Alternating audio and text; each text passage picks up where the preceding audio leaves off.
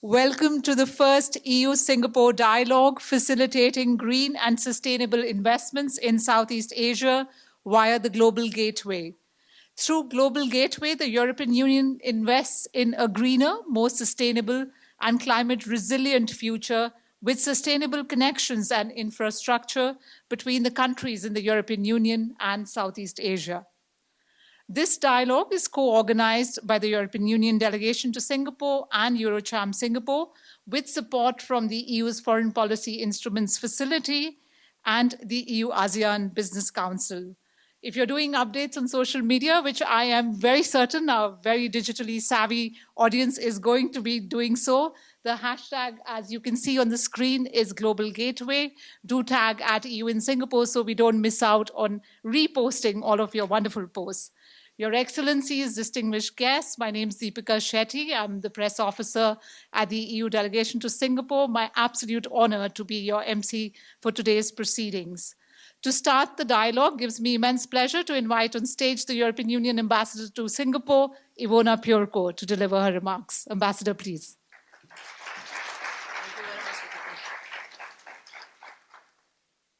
Dear guests, a warm welcome to 2024 inaugural EU-Singapore dialogue on facilitating green and sustainable investments in Southeast Asia via the Global Gateway. Global Gateway is the European strategy to boost smart, clean and secure links in digital, energy and transport sectors and to strengthen health, education and research systems across the world. It is fully aligned with the UN's Agenda 2030 and its Sustainable Development Goals, and obviously as well with the Paris Agreement. Our strategy connects countries and regions in a global network of transportation and supply chains, green energy, modern telecommunications, education and research, addressing identified gaps and offering solutions with an emphasis on sustainable development and fundamental values we cherish, such as good governance, transparency, and equal partnership. Between 2021 and 2027, through Team Europe approach, our Global Gateway will bring together the EU, its member states, and their financial and development institutions. At this stage, I'd like to acknowledge, they're hiding here, my great colleagues, ambassadors of EU member states who are as mobilized as we are on the Global Gateway projects. It's really nice to have you with us to prove that. Up to 300 billion in infrastructure development investments will be supporting sustainable and high-quality projects, taking into account the needs of partner countries and ensuring lasting benefits for local communities. Investments mechanisms put in place by the EU will enable European financial and development finance institutions to leverage grants and guarantees, combining these with loans and mobilizing the private and institutional sectors for a transformational impact. That's what we are all looking for. The Global Gateway, and it's an important message, has started to deliver already. Last year, close to 90 key projects were launched worldwide. More than 120 flagship projects will be launched this year. So we are very happy to have the occasion to discuss this with you at the very beginning of the year. In October last year, a Global Gateway Forum gathered leaders from across the globe in Brussels to discuss and take stock of the state of advancement and debate issues relating to global investment in infrastructure. What the leaders agreed on is the emphasis on social and financial sustainability. In our region, and I'm really proud to call this our region, I'm looking at the colleagues that have come this morning from Brussels, they might be surprised, but we become native here and we love this region as much as we love Europe. The Global Gateway here in Southeast Asia enhances the strategic framework we set for ourselves together with our partners. The EU strategy for cooperation in the Indo-Pacific make us realize how much the EU wishes to contribute to this region connectivity, stability and prosperity through the twin digital and green transition. In addition to initiatives regarding individual countries, and that's of interest here in Singapore, The Global Gateway is also supporting multilateral projects in Southeast Asia, such as the ASEAN Green Initiative and the ASEAN Team Europe Initiative on Sustainable Connectivity.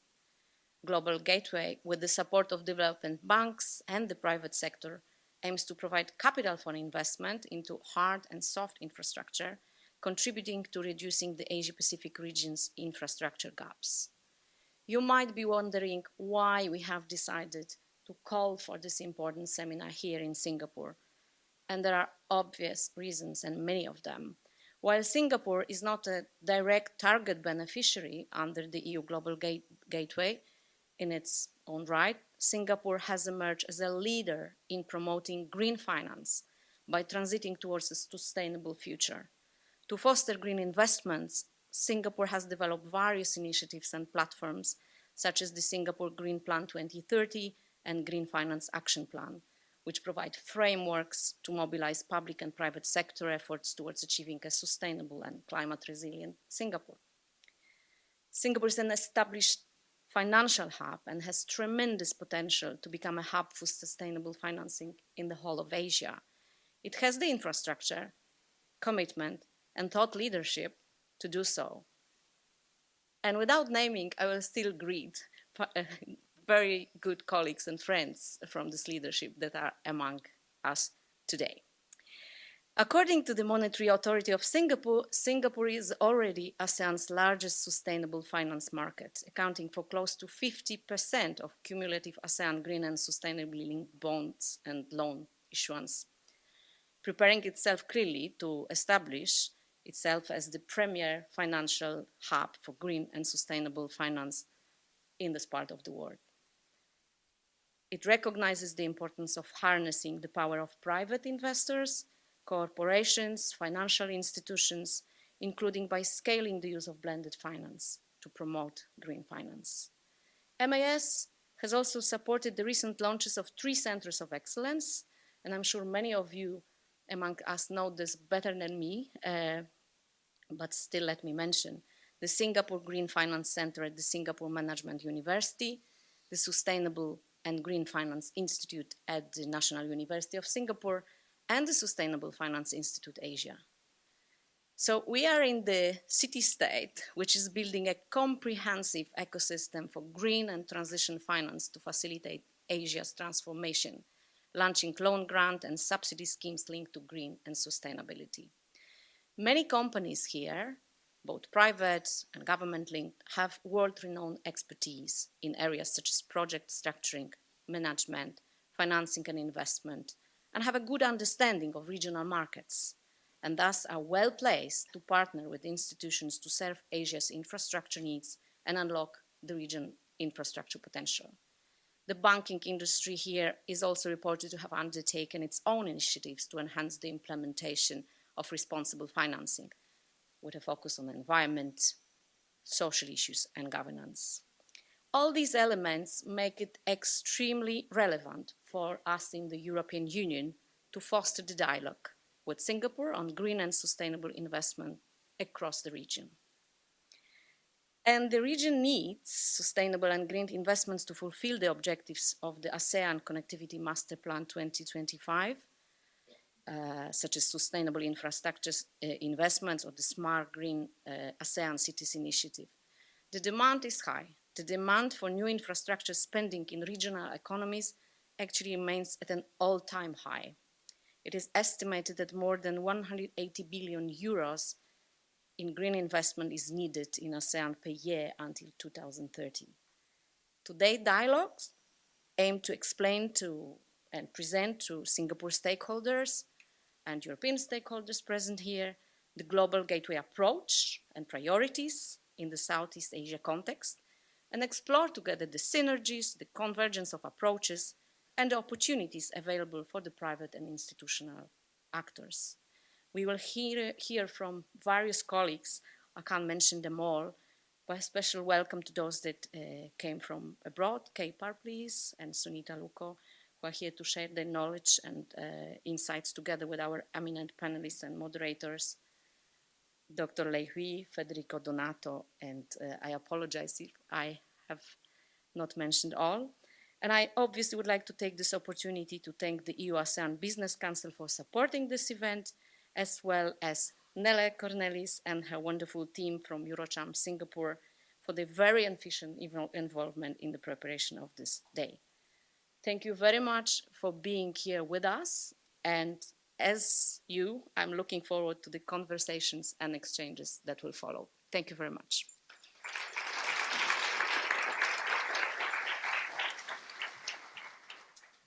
Thank you, Ambassador Purko. Many takeaways of fundamental values, equal partnerships, and lasting benefits. We, of course, continue this conversation, and we are absolutely delighted and honored to have with us for our first keynote address, Dr. Kai Papeles, Senior Economist and Head of Unit for External Action Guarantees at the European Union Directorate General for International Partnership, DG INTPA. Over to you, Dr. Papeles.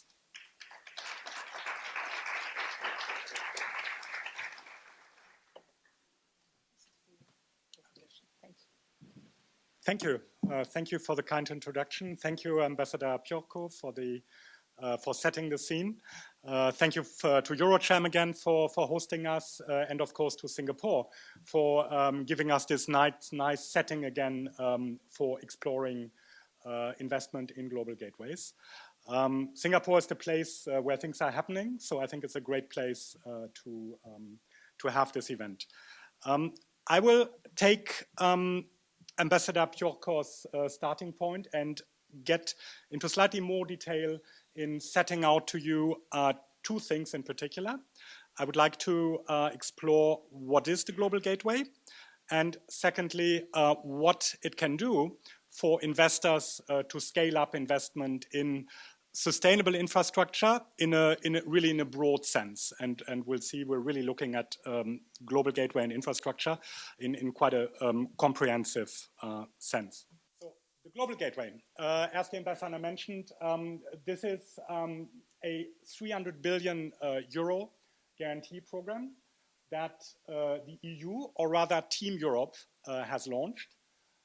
And Team Europe means the EU as an institution and its 27 member states. So part of Global Gateway, therefore, involves to encourage you investors to look at us as Europe, not just as the EU or as individual member states, but as what we call Team Europe. So we're acting together, and together we bring this very substantial weight in terms of investment volume, 300 billion euros between over 7 years, 2021 through 2027. This is really, I mentioned it already, infrastructure in a broad sense. We're interested in digital networks, in, of course, everything that's renewable energy, but also simple hard infrastructure, the classical bridges and roads. All of that we are ready to support. In addition to that, it is very important for us also to invest in what you might call SMEs, small and medium-sized enterprises, and the surrounding ecosystems, including agricultural enterprises and the like. So that kind of ecosystem is also an important part of Global Gateway. And then, obviously, nudged on a bit by the COVID crisis, we're also rolling out some, we think, very powerful blended finance and guarantees in the healthcare sector. So we will get into that in a little bit more detail. But the key takeaway here is we're looking at infrastructure in a broad sense, SME, ecosystems, and healthcare. As Ambassador Purko has already mentioned, and we will see later, we deploy these investments through private investors that we want to attract and public development banks. And once these institutions are involved, and once we as EU are involved, we of course also want to attach high standards in terms of environment, governance, and so on to our investments. So we see this as a key selling point of Global Gateway. So of this 300 billion euros in investments, because it's not just 300 billion euros in investments, but it also has high standards coming along with these projects that we believe gives them a very important, a high quality element as well. So that's the first part of Global Gateway. The second part that I would like to explore in this presentation, and that actually the panels that follow will explore, is what exactly can it do? How is it of interest to private investors?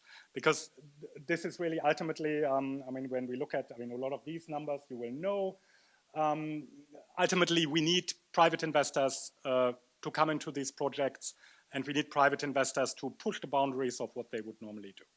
And this is what I will explore a little bit in the coming slides. So you've seen various estimates of the total investment gap that we're facing worldwide. I mean, this is the World Economic Forum of a few years ago, 2.5 trillion euros. But it doesn't really matter whether it's 2.5 or 3 trillion euros. It means there are huge investment needs globally, which means that the more investment we can mobilize, and anyone can mobilize, the better it is to take us towards closing this investment gap and ultimately, obviously, achieving the Sustainable Development Goals, because that's what we, I mean, my shop in the European Commission, ultimately, that's what we're here for. The good news with the investment gap is that there is plenty of money out there. Again, one of these estimates, it's PwC. They're estimating that there are 253 trillion euros in investable assets out there, which of course dwarfs anything that governments might ever mobilize from their own coffers. So, which means that a key element, if not the key element of Global Gateway, is mobilizing some of the client assets that sit in pension funds, insurance companies, sovereign wealth funds that basically sit around Singapore in no small part. We want to mobilize those and tweak these investment flows a little bit towards the kind of investments, frontier investments that we're interested in. And we are ready to help these investors to adjust the risk-return profile of these investments that some of these funds will actually go for. To do that, the 300 billion euros really is a global figure that includes investments by the EU development banks, such as the European Investment Bank, the various bilateral development banks. So that gives you the 300 billion. In addition to that, we have set up a 40 billion euro guarantee capacity that is complemented, not complicated at all, it's complemented by technical assistance and grants to support the investment environment. And this is really what is targeted at private investors and help them, what I mentioned, adjust the risk-return profile in a way that frontier investments become more investable. We've actually piloted the concept in the last few years in what we call the EU neighborhood, the countries around the EU and Africa. And we are rolling out this guarantee now globally. Of course, Asia is it's a very dynamic market where you need to think very carefully, okay, where is it, what can private investors do? Because they do a lot, obviously, a lot is going on in Asia. And where are the frontiers really where we can push the envelope and generate this additional investment that we're all after. But key takeaway here, we're making quite substantial funds, 40 billion euros in guarantee capacity, plus grants available to mobilize more private investment, to mobilize these 253 trillion euros into more borderline, more frontier projects. So the objective here, I mentioned it, it's about creating investment cases in frontier markets, and we're doing that through very flexible guarantee structures.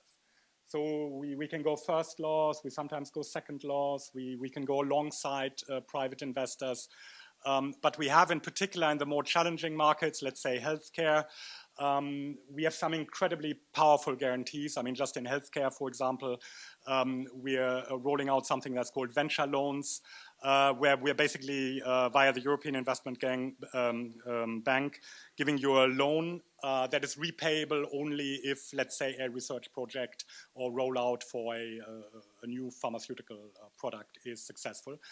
Otherwise, it's not repayable. So we're taking some very, very risky positions that we believe make a difference for institutional investors. And we're doing that, I mean, I'll come to that. Of course, as European Commission, we're not an investor. We're doing that either via direct lending by our development banks, but we also work a lot via structured funds, venture capital and private equity funds, or local intermediary banks. I mean, that in particular when it's about a small and medium-sized enterprise. These are the partners we're working with. So the people you will normally see on the ground are these development banks. And what you will see is they're not all European. We work a lot with the IFC, the World Bank Group, the UN, the African Development Bank.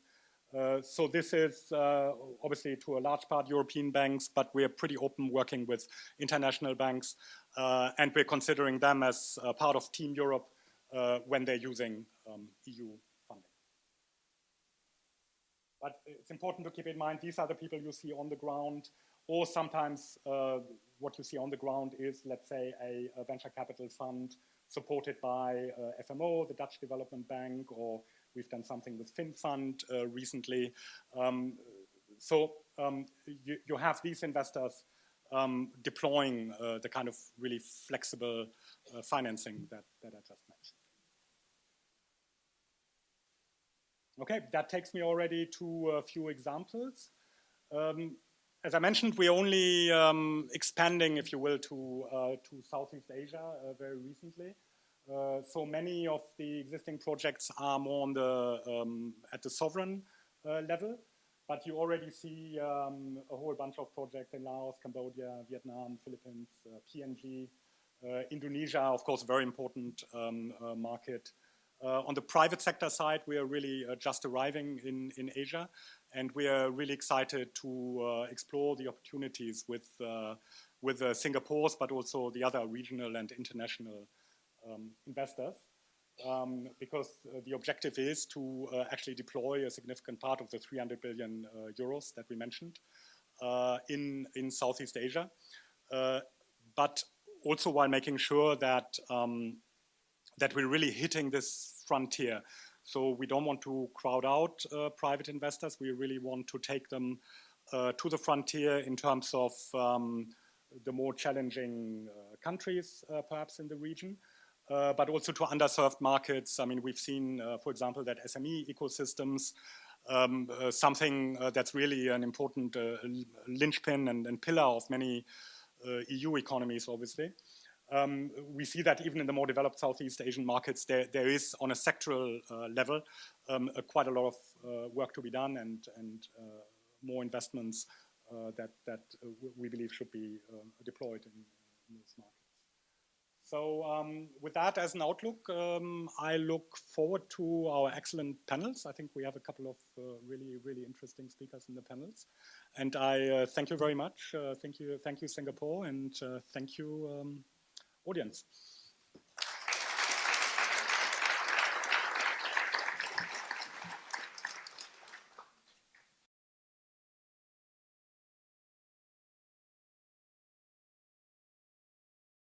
Very good afternoon to all, and thank you, Deepika. Yes, I am a roving professor because I teach in SMU, RSIS, and also NUS. And I just actually have a 3-hour lecture this morning on EU foreign policy. So I teach on European security, European politics. So I'm not a finance person, and I don't know about money. So I'm not sure why I'm invited to moderate this panel on investments and all the money, because the only thing I know about money is how to spend it, right? So, and when I look at Global Gateway, I think of it more from the geopolitics of connectivity, because I'm a political science lecturer, so I tend to look at it more from a political lens. So I think this panel is going to be quite technical for me, but I'll try to manage it. And I thought I would maybe share a little bit about what I read about the Global Gateway and set the stage for further discussions on how this global gateway can be useful for our region. I think as already mentioned, the Global Gateway is a plan by the EU to support infrastructure development for connectivity and green transition around the world. So the EU institutions with its member states and agencies such as the EIB, as you have mentioned, and member states, you're taking this called Team Europe approach to try and mobilize 300 billion euros between 2021 to 27 for all these connectivity projects in 5 key areas: digital networks, climate and energy, transport, health and research and education. Okay? In the Global Gateway Forum that was organized in October in last year, which Ambassador mentioned, the European Commission highlighted some of the progress made by the Team Europe in implementing the Global Gateway Initiative. I think Ambassador mentioned that already 90 projects have been implemented. Many of the flagship projects, at least I wasn't there at the forum, but I went to listen and went to the website and listened to the speeches and look at what happened during. Many of the flagship projects seems to be in Africa, for instance, such as the high-speed fiber optic cable under the Mediterranean Sea.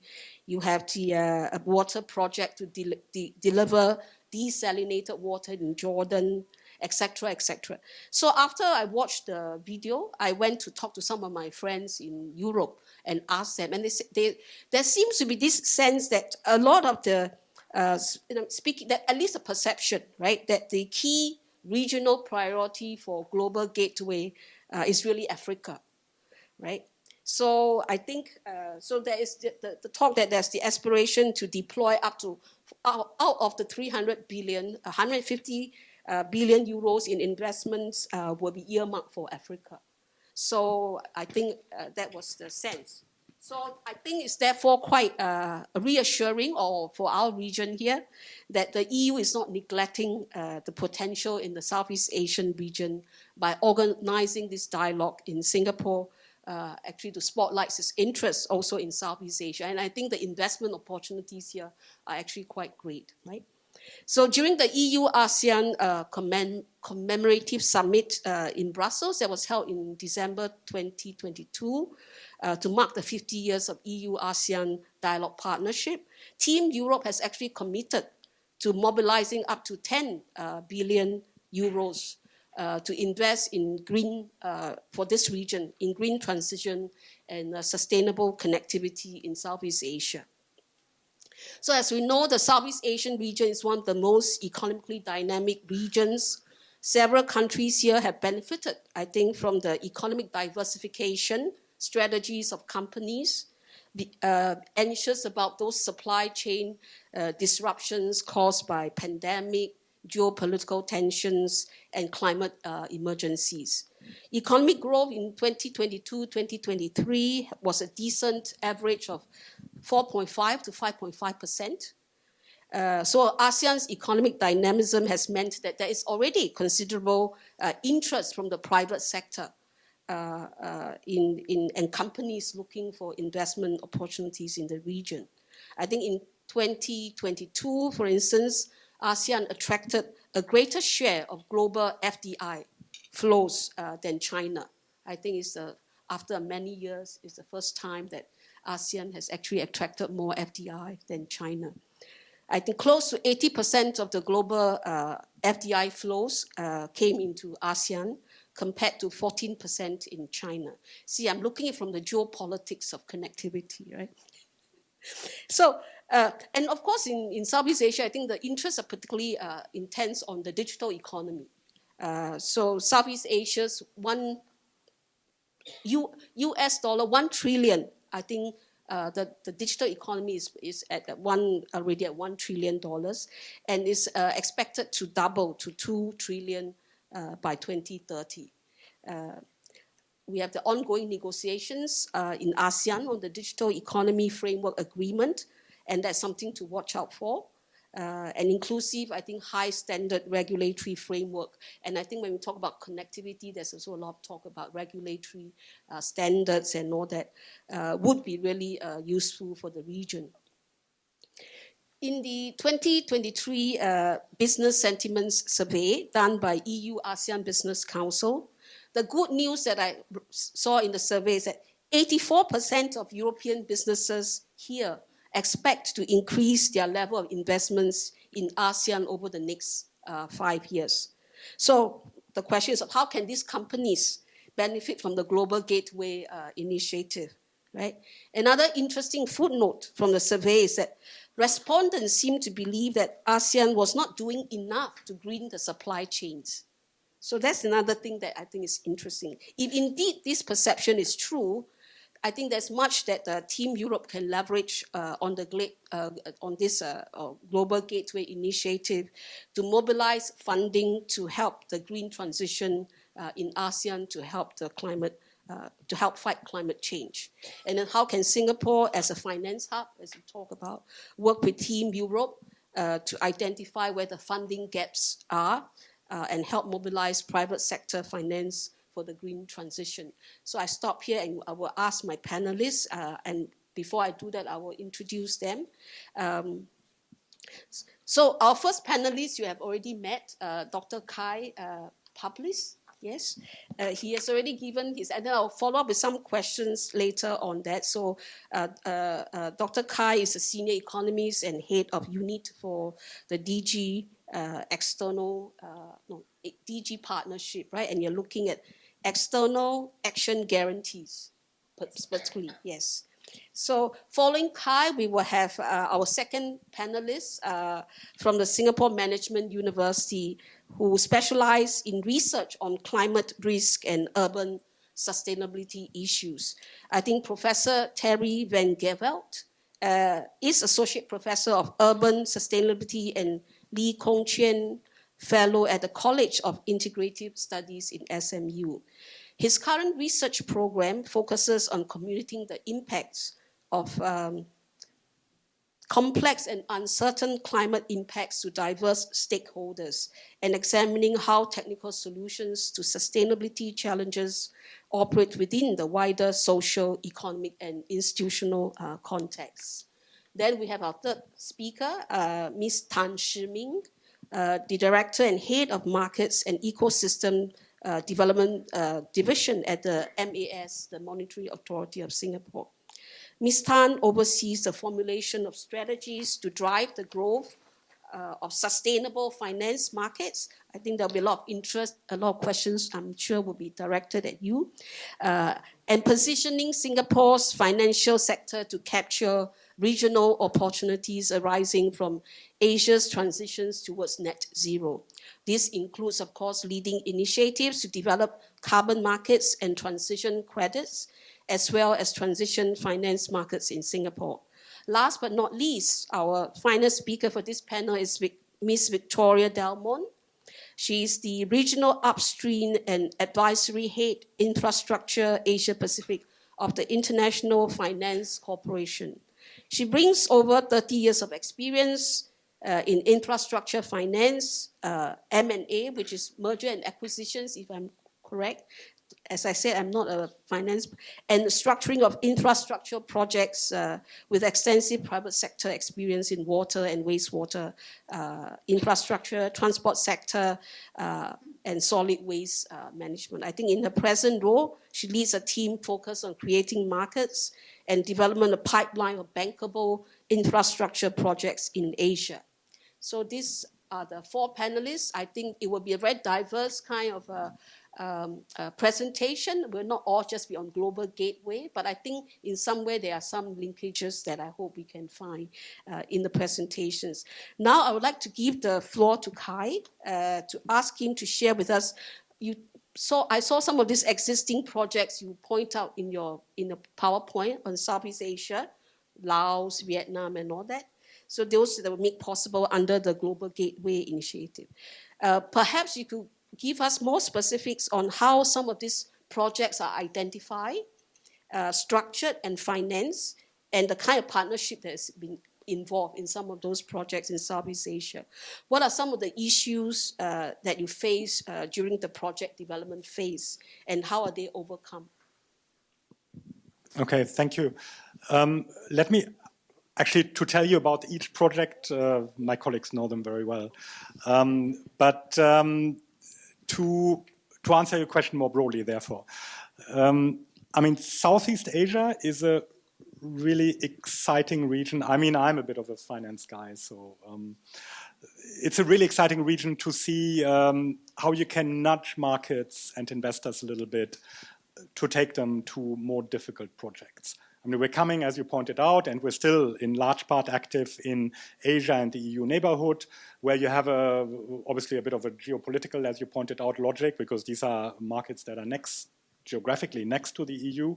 But in particular, Sub-Saharan Africa, of course, has a lot of low-income countries where there's an obvious rationale for governments to come in, right, like us and donors.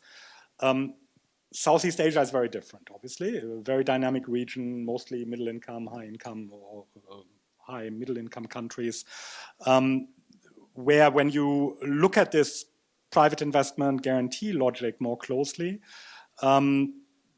this has a lot of potential because what I just mentioned, this nudging, I think here you have this potential to provide a little bit of upstream project development, a little bit of de-risking here, and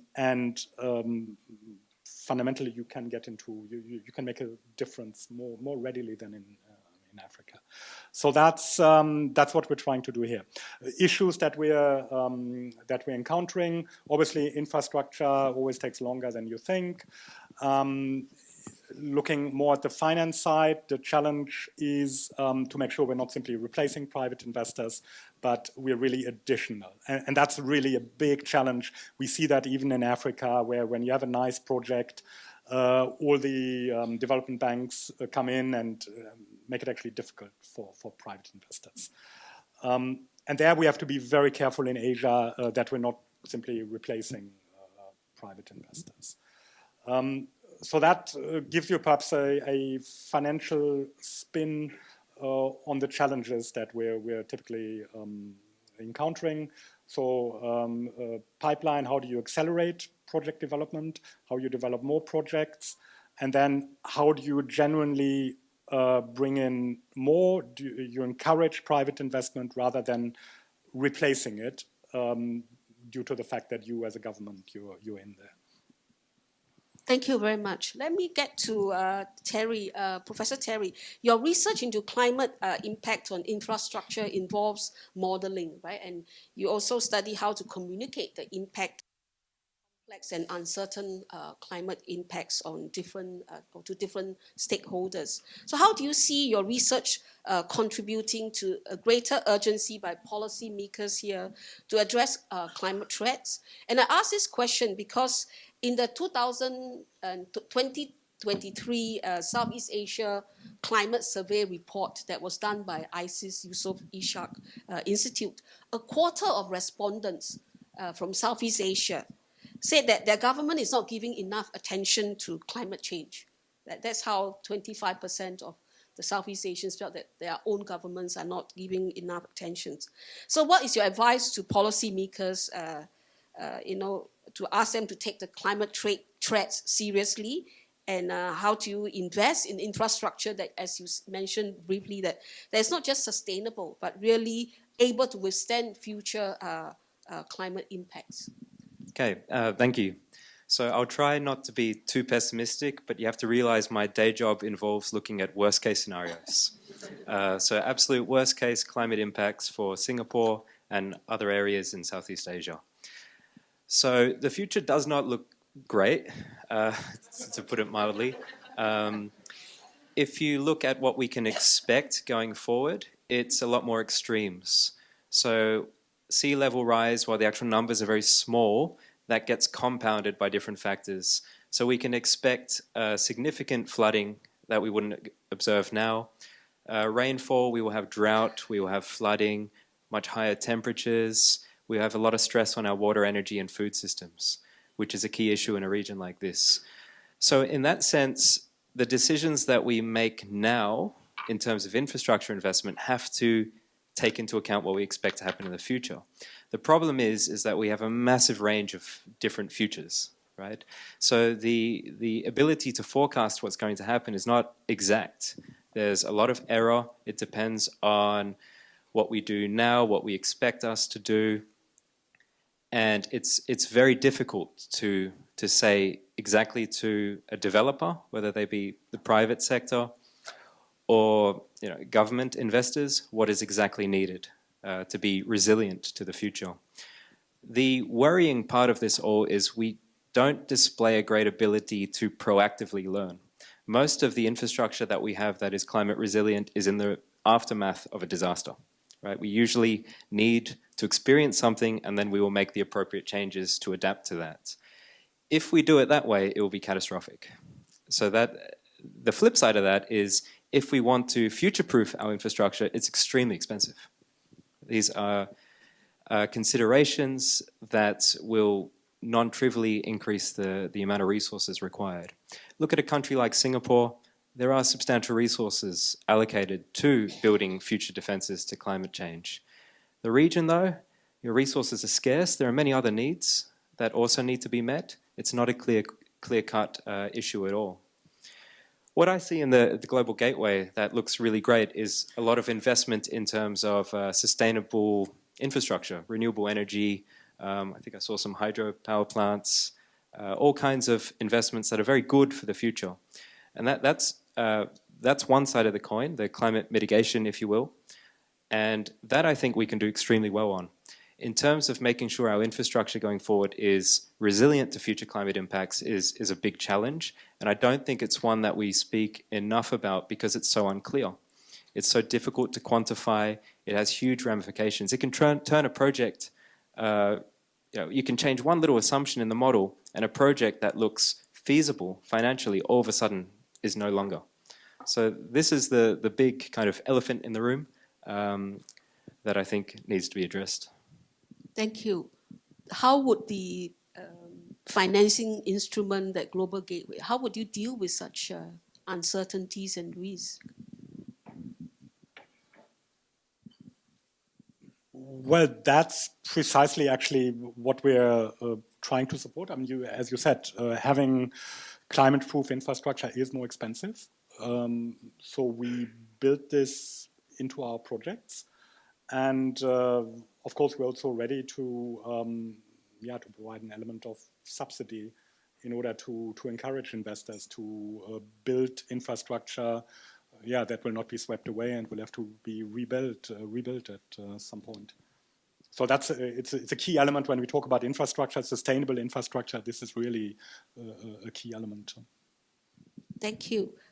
Shiming, in the climate survey that I mentioned just now about the respondents from Southeast Asia, about 36% of the Southeast Asian respondents believe that although their government is aware of the climate threats, but they do not have enough sufficient resources to address them. Right? So how can Singapore play a role in our region to mobilize enough resources to invest in different climate solutions so that the region can meet its climate goals of achieving, say, net zero by 2050? And I think in this endeavor, Singapore also realized the importance of partnership. Right? You share with me the speech made by Mr. Ravi Menon, the Managing Director of MAS. I think what is important is that he says that it's important to help develop an ecosystem of different players and partners coming together to offer a range of solutions to accelerate this green transition in Southeast Asia. So perhaps you can share more on that. Thank you. I feel a little disqualified when I have the introductions go by professors, doctors, and then I miss internship. But I'm very happy to be here today. And if for those who may not be familiar with the Monetary Authority of Singapore, we are a central bank. We regulate the banks, but at the same time, we look at how we can develop the Singapore financial sector so that they remain relevant to support the financing needs that we see in Asia Asia. And obviously, sustainability is one very important aspect that we think that we need our financial sector to do more in. And from a policy standpoint, because that is how we see our role in from policy and convening a partnership kind of standpoint, we have been looking at various things to actually support and provide an enabling environment where climate financing can be channeled to the places that it ought to go to. Previously, we have the concepts that we should channel capital into green activities. But last year, actually, we came up with a refresh strategy plan that we called Financing Net Zero Action Plan, and that actually focused on transition activities. Because the truth is, green is just 8% of the economy. You need to transition 92% of the economy. And how do they do that? And more importantly, what are these transition activities? Because as a regulator, we are very mindful of greenwashing risk, reputation risk, like what is legitimate transition in the first place. So one of the first pieces of work that we have done, and we just launched last year, is the idea of a taxonomy. So EU has green taxonomy. In this part of the world, there are two taxonomies which are being developed. One is the ASEAN taxonomy, and Singapore just finalized our own taxonomy. We call it Singapore Asia taxonomy. And the unique thing in both taxonomies is that other than green activity, we actually spell out very specifically what is transition activity. We'll call it amber. So it's like a traffic light approach. What is amber activity? And the idea is really that these transition amber activity have a pathway towards green. And how does that look like? Break down to specific economic sectors, specific activity, and what is the emissions level, etc. So it goes down to that scientific level. And the idea is really with this clarity, investors can take a look and they can channel the capital to the right activity where it's actually legitimate, credible transition investments that they can make, including for banks. They can also look at it to a structure, for instance, transition bonds, transition loans. So the idea is really provide that clarity to the market to actually kickstart, to let them know where they can put their money in. So that is one thing that we have done. Another set of initiatives that we've been increasingly looking at is really looking at how to activate different type of instruments, innovative instruments, to catalyze more private capital. And this is exactly where we are headed today. Blended finance is one important aspect that Global Gateway is doing. And Singapore as well, we are big believers of blended finance. We think that $1 of public sector money is best used if we can catalyze $10 more. So that's the idea of it. And the trouble with climate financing is there are so many marginally bankable projects. So it's very difficult to mobilize the private capital. And so what we have done last year is we have launched a blended finance initiative. Under that, we are very focused on energy transition because our belief is that without successful energy transition, Asia will not transition to net zero. There's so many problems that come with it. Some are easier than others. So we worked with partners. So partnership to us is very important. So Singapore government has committed that we will put in concessional capital, but importantly, we're working with partners. IFC is one of our partners that we have announced MOU with. There are others that we have partnered under this initiative. The idea is that we can pull together concessional capital, take first loss, and then we bring in commercial capital thereafter. The focus is on things like energy transition activities, such as even phasing out of coal plants, very tricky issue, renewables as well, grid modernization, as well as clean tech. So there are a few things that we are looking at on a blended finance front. The second thing that we have been looking at is something that is, I mentioned coal phase out, or rather phasing out of coal plants. Coal plants alone take up 1/3 of the greenhouse emission in Asia. But coal plants in Asia is super young, average 15 years. They have easily 35 to 40 years more to go. How do you actually encourage the coal plants to even think about giving up their revenues, right? That's not possible. Financially, it just doesn't make sense. So how do we complement the initiatives which are out there. JETP is one of them. ADB has their own energy transition mechanism. A lot of it rely on concessional capital, but we think that alone is insufficient. We want to think about how we can bring in other forms of capital. So we started looking at carbon credits. Of course, carbon credits is another, question mark, controversial kind of topic. But we do believe that if you actually structure it right, there is a very credible case where carbon credits can be put to good use. So we have introduced the concept of transition credits, meaning that you use carbon credits to cover for the economic gap of retiring a plant early. And then with that, the additional revenue stream can actually encourage the coal plant owners to seriously think about retiring their plants earlier than today they have planned for. So that is something that we have planned. We have formed a coalition. We announced 2 pilots transactions in Philippines to start looking and integrating carbon credits, we call transition credits, into their transactions. So these are the specific initiatives that we think we can try to have some pathfinding role, and then with that, work with partners to see if we can scale that at a much larger scale. Yeah. Thank you, Shirley. Would Global Gateway be involved in this kind of transition economy, or is only the green ones that you are going to be sort of more open to? As we said, phasing out coal plants and... Yeah, I think the initiatives that you mentioned, they're all really, really interesting. We haven't done... The tricky thing with phasing out coal plants is to establish the counterfactual. I think it is a really nice idea. We have right now, most of our banks do not do coal financing. So distinguishing a phase-out investment from a financing for a coal plant is very tricky. So I personally find this really interesting, but we're not doing it right now, precisely because of this counterfactual issue. I just wanted to add that that's exactly the issue in the market, the barrier in the market. And what we have done is we work with GFANS to come up with a guidance that is financing the phase-out of coal plants in Asia. So it spells out very specific criteria on if you want to finance, what exactly should it be for it to be a credible phase-out. So these are the things that we hope that it gives market a clearer sense of when they can start rethinking their existing policy. Thank you very much. Victoria, you have vast experience in Asia in pre-investment, upstream, and advisory on various infrastructural plans. From your experience, can you share with us the opportunities you see and the challenges that you met in investing in infrastructural projects in some of the Southeast Asian countries? Great. Thank you very much, Professor. So it's great to be here. Thank you.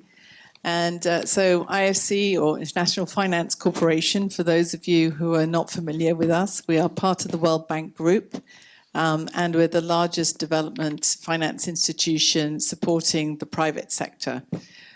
We work only in developing countries, and so the Global Gateway Initiative and its expansion into Asia is very welcome. We provide a range of support. So we can, on the investment side, we take equity as well as debt positions. We can also come and be anchor investors in bonds. So, for example, Semcor, when they did sustainability-linked bond, the first one a couple of years ago, we were an anchor investor there, and we can come alongside investors to help them actually think through what are the investments that they can then that the investees can then qualify for sustainable financing.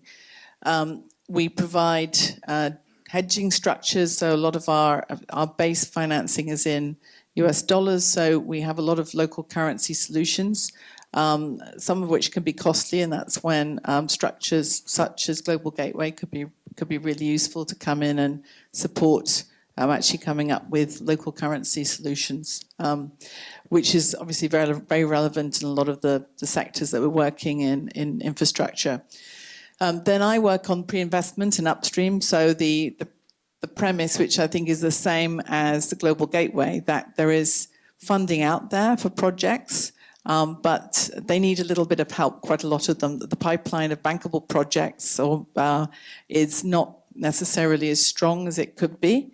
And we see that both in terms of some of the challenges that are faced from a kind of a framework point of view, so regulatory, legal issues in these markets, where you may also have contracts which are not ideal, not bankable, but also in the context of looking at sustainable issues. So we follow very strong performance standards, which is the environmental and social safeguards framework that we have, where we set best practice. And so all of the investments that we have to meet those requirements. And so a lot of clients that we work with are, not familiar with this. They may not have ever dealt with an international finance institution before. And so a lot of the work that we can come in and support and handhold sometimes local clients. An example of that is a company that we worked with in Laos, where we've invested in a dry port there, which is a really important project for the country. But the client had not dealt with any issues around or even thought about environmental and social safeguards issues before. We came in and supported them on that. And we also helped them really make a much more robust concession arrangement with the government than they had initially. And then we can leverage our colleagues in the World Bank on policy and sector issues. And a very good example of that actually is in the context of offshore wind. So we see opportunities, for example, in the Philippines and Vietnam particularly, but the regulatory frameworks are not there. They need to really be established and built up, and we're working very closely with our World Bank colleagues on that. The supply chains that go into offshore wind, how are we going to ensure that the vessels are there, that the support networks are there? So a lot of this requires planning and support, and we're coming in with support on that and really helping our World Bank colleagues think through those sorts of issues. And then we can provide advice. So we have a team that is focused on PPP transaction advisory. So a lot of the engagements on some of these large infrastructure projects to make sure that those are structured properly. So this is just a bit of a flavour as to what I was saying. So we can work alongside governments, we can work with private sector players, and that's a lot of what we do. So whether it's a local player like the one I talked about in Laos, or it's an international player or a European company that's coming to invest, we can come alongside you. We can help with looking at demand analysis, we can help with bankability, etc. And then ultimately crystallizing that investment and coming into finance. So I see there are lots of opportunities for us to work with a global gateway. A lot of the work that we do is donor funded. And so we really do draw on, and we're supported actually by the EU in a number of the markets that we're working in Asia. And just a very quick last point, so on sort of opportunities and challenges, we see opportunities across the board. Some of it is interestingly being driven by things like EU regulations. So we have a lot of companies in Vietnam who, in the garment industries, in the industries where they're looking to import into the EU, the hard-to-abate sectors like steel, etc. And they're all rather nervous now because they know that there are going to be tougher entry requirements for them to be able to bring their goods in. And so we've had a lot of inquiries from clients saying, how do we meet these standards? How do we decarbonize? So I think that's one driver that's coming through. There's obviously a lot of drivers coming from global supply chains. So we see that in context of data centers. So here is a fun fact. So in Malaysia, the need for data has gone up by 300-fold in the past few years. And it's thanks to the younger generation using TikTok. That is one of the main reasons. So whether it's a good use of data centers or not, that's what's happening. And so we're seeing very significant uptake in data centers. But again, there's a desire, particularly driven by the large players, the Amazons of this world, and who want to make sure that they're not seen as taking up a country's energy reserves, that they're greening their energy, and also that they're not having impacts in relation to water. So these are things that we're seeing across the board. And in each case, there are lots of regulatory challenges. If you're trying to green a data center, you need to get the green energy. And most of the markets in East Asia don't actually allow for wheeling, for being able to actually use the grid if you want to create power in one place and use it somewhere else. So there are lots of issues that we're dealing with, land issues and ENS, etc. But lots of opportunities as well. So thank you. Thank you. Your point about greening the data center is very interesting. Just to be a bit provocative, there's a race on by both American and Chinese big tech companies, right, in Southeast Asia. Data centers here seem to be dominated by American and Chinese companies, and very few European companies seem to be in the game. Do you know why this is the case? Well, we're seeing a lot of investments across the board and locally as well. So it's being driven by the hyperscalers, but they're not necessarily making the investments, right? So they might be buying the capacity, but the investments are happening at the local level. One of the things we've seen just recently is previously you used to have all of these contracts locked up ahead of time, and so a company would build its data center based on long-term arrangements they'd already locked up. Now we're seeing companies which are actually building these and waiting to see where they get the custom. So that seems to be a shift, because there is a recognition there is so much demand out there that you can build and wait for customers. Thank you. So with that presentation by the various panelists, we would like now to open the floor to questions for any of them here. Please just identify yourself and then say which panelist you are directing the question to. I see one hand over there. Hi, I'm Lakshmi. I'm a strategic business advisory, and my question is to Shin Min. First of all, compliments to the panelists for all your insights, and thank you for the thought processes. Congratulations for the taxonomy. It's 268 pages of wonderful content. Actually, I've participated in the public consultation. So, you did 4 rounds of very good public consultations. So, very nice to see the progress. My specific question is, and perhaps it's relevant to all of you all. Now, when you transition from coal to a lower carbon emission process, you'll have lots of stranded assets, which could be reused and repurposed. And there seems to be an accounting gap of knowledge or access to the processes of how you will account for the stranded assets. So just your take on how you will help the coal plants do that last mile when they transition. Or probably it's even the first mile. When we look at the transition of the coal plants, or rather the phasing out of the coal plants, actually, there are a few challenging questions that we are currently testing out. I wouldn't say that we have the answer already, because as I mentioned, we are doing the pilot transaction, and this is really where we break down to the actual realities of phasing out a coal plant. Definitely, I think there are discussions on how do we price even the coal plants which might have to shut down, and going hand in hand with that is also the idea of just transition. What do we do with the people as well? That comes with the overall transaction, because today there are frameworks out there, but when it comes to phasing out of coal plants, actually, we don't have a very clear idea on how that looks like as well, and how can it be priced in. Because, for instance, when we came up with the paper last year, we tried to, put an arbitrary number to say if it is 5% of the transaction costs, this is how it would look like from an economic gap perspective. What is the financing cost perspective? So we tried to do that, but it's purely hypothetical. So what we are doing now is actually on the ground working with the actual pilot transactions to look at the possible avenue where the coal plants, when they phase out, how do they look like when they phase out? Is it that the sites can be repurposed to some other users that the local government actually agrees would be good? Frankly, a lot of the coal plant sites are probably not suitable for renewables, unfortunately.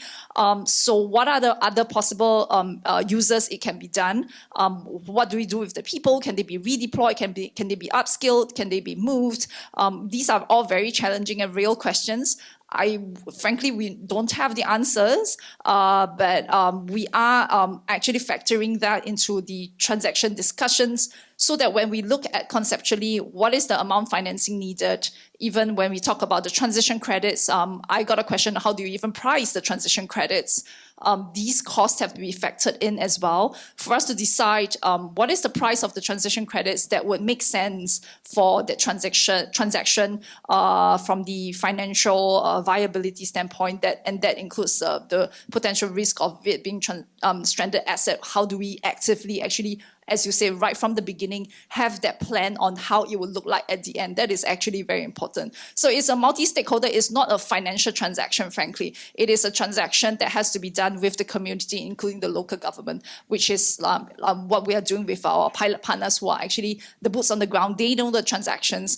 MAS as a, like central bank, we would not know better, but we do want to encourage discussion in the right directions, and these are the discussions that we are having with them exactly.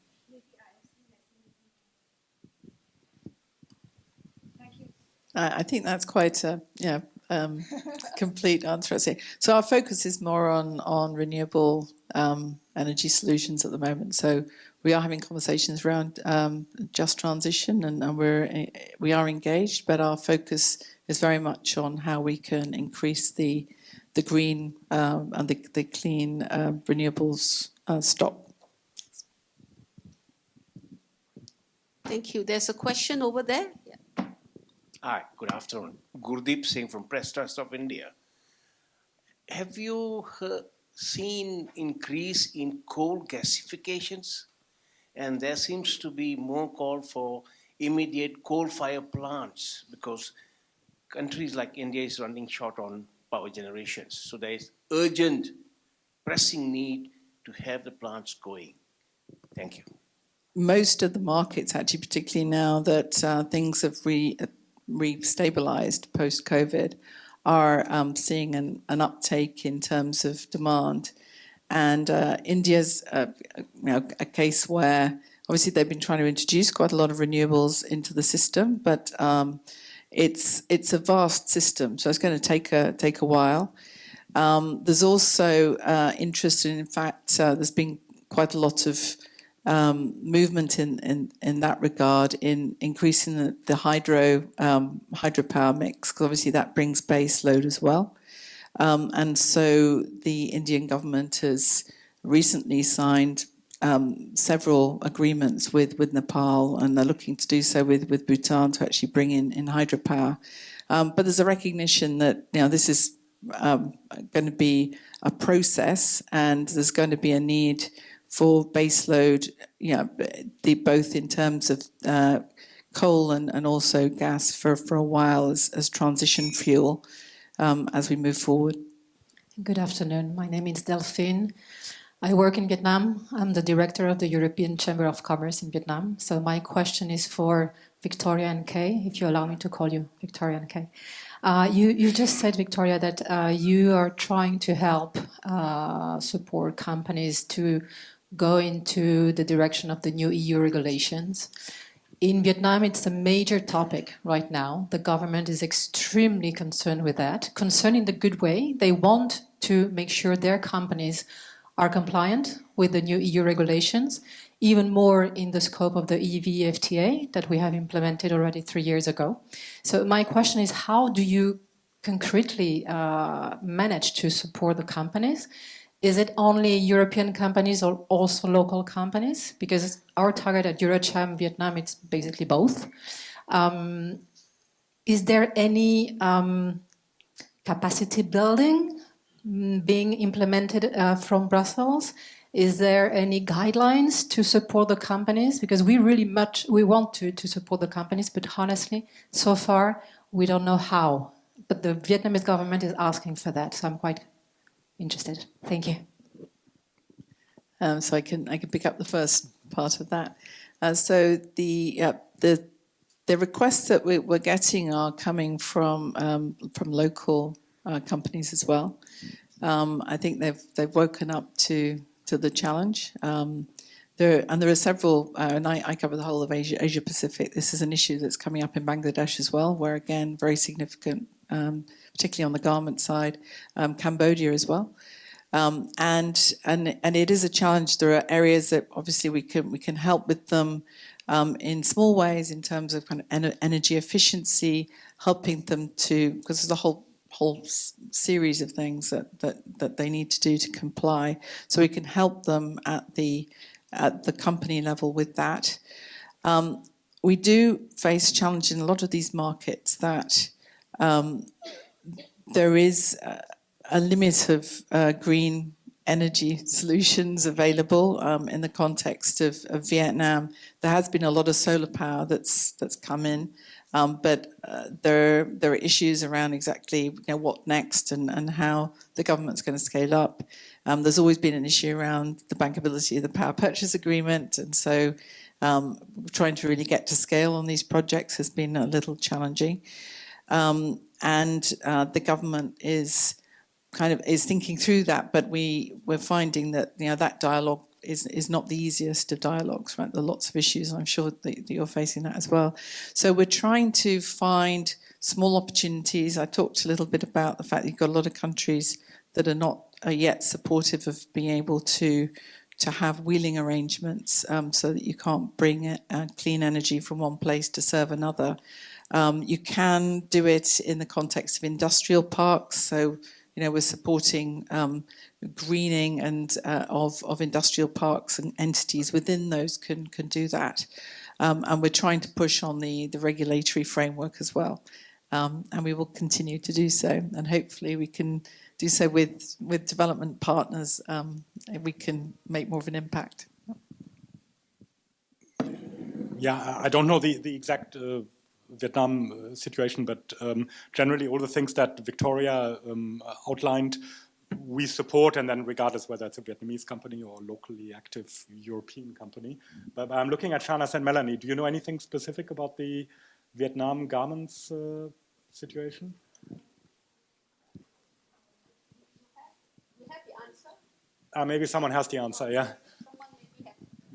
Sorry, my name's Jeb Victorino. I work for Climate Fund Managers. Actually, we're one of the many projects that the EU has supported in this global gateway. One of our projects was actually the one in Vietnam on the screen that Kay presented. So we've been in Vietnam since 2017, and this is through the support of the EU delegation in Vietnam. This was before policy even started out in renewable energy. So before any wind farms or solar farms came out, the EU supported us through one of their facilities, and this is one of their initiatives where we started supporting projects with development funding through the grant program ahead of policy being formulated. At the same time, how it was effective and how it was successful was the EU was also, with their delegation in Vietnam, also providing a grant system to the Vietnamese government to energy transition their energy sector. So it was two-pronged, one through the private sector, one through the government. Once policy came out, we then started initiating investments to spearhead it, but also enable commercial capital. So we have capital from Korean companies, for example, investing in our nearshore wind farms. At the time when commercial investors thought the EVN PPA was unbankable, the policy was very new. And then that actually, I think, spearheaded other investors, Korean, Japanese, European, to invest in the sector. We're also trying to break open the issues that Delphine is mentioning, because although the Vietnamese government has started, there's still a lot of energy transition that's required, and the policy for wheeling is not available. So what we're finding is also companies like IKEA, who have a huge manufacturing hub in Vietnam, and they need to basically access clean energy. yeah, but then there's really no policy framework yet in Vietnam. So I think we can only do so much as recipients of the funding from the European Finance Sustainable Program. I think we also need the support of actually the delegation and the governments to talk to the Vietnamese government so that they can enable also the policy so we can use the program to facilitate these kinds of improvements. Yeah. Thank you. Thank you. If I get your question correct, I think you're asking about the capacity building in terms of understanding all these regulations coming up from the EU. How is it going to impact the supply chain of and companies, right? So I think that is the issue. Like, for instance, in the Global Gateway Initiative, are you funding, for instance, instead of say infrastructure projects, perhaps, but capacity building for local yeah. Yeah, generally speaking, yes. I mean, we have such programs. I don't know exactly. That's, I mean, important to know. Perhaps you have Shanas Patel and Melanie Kengen. They are sort of our two Southeast Asian global gateway experts. They're based in Bangkok and Jakarta. Sorry, I don't want to put you on the spot, but the general answer is yes, but I don't know what's going on in Vietnam right now. Sorry. No, I mean, not especially on Vietnam, but I mean, what the colleague here in Climate Investor, one colleague was mentioning, is actually a blending project that was financed from a previous instrument, let's say.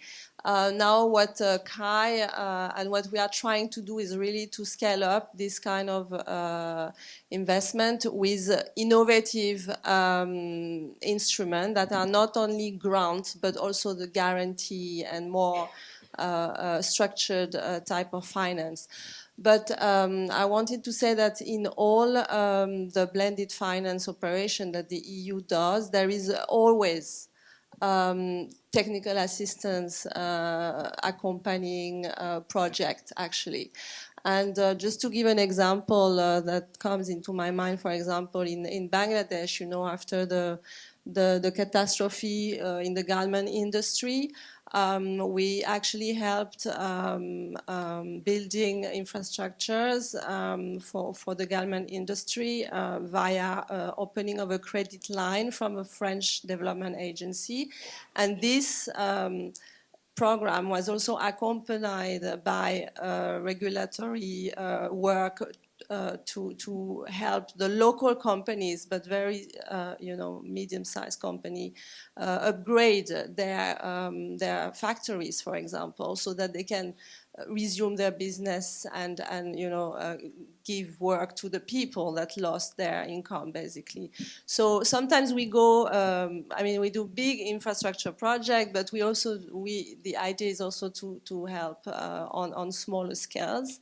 So there's a big variety of technical assistance, actually. I know Climate Investor One is also looking at an operation in Philippines, for example, so same type of things would also be implemented. That's what I can say. Thank you. Okay, Vietnam. I just thought I should add something. I'm the head of cooperation at the EU delegation in Hanoi, in Vietnam. A pleasure to be here. Just to add, because the question came up on Vietnam, so we are actually implementing at the moment projects to support local and international companies with capacity building on greening the production, so on environmental aspects, on social aspects as well, under ongoing projects, and we're currently planning new programs on circular economy, working with the private sector in the industrial area, so also on the agricultural sector, but also in industrial parks.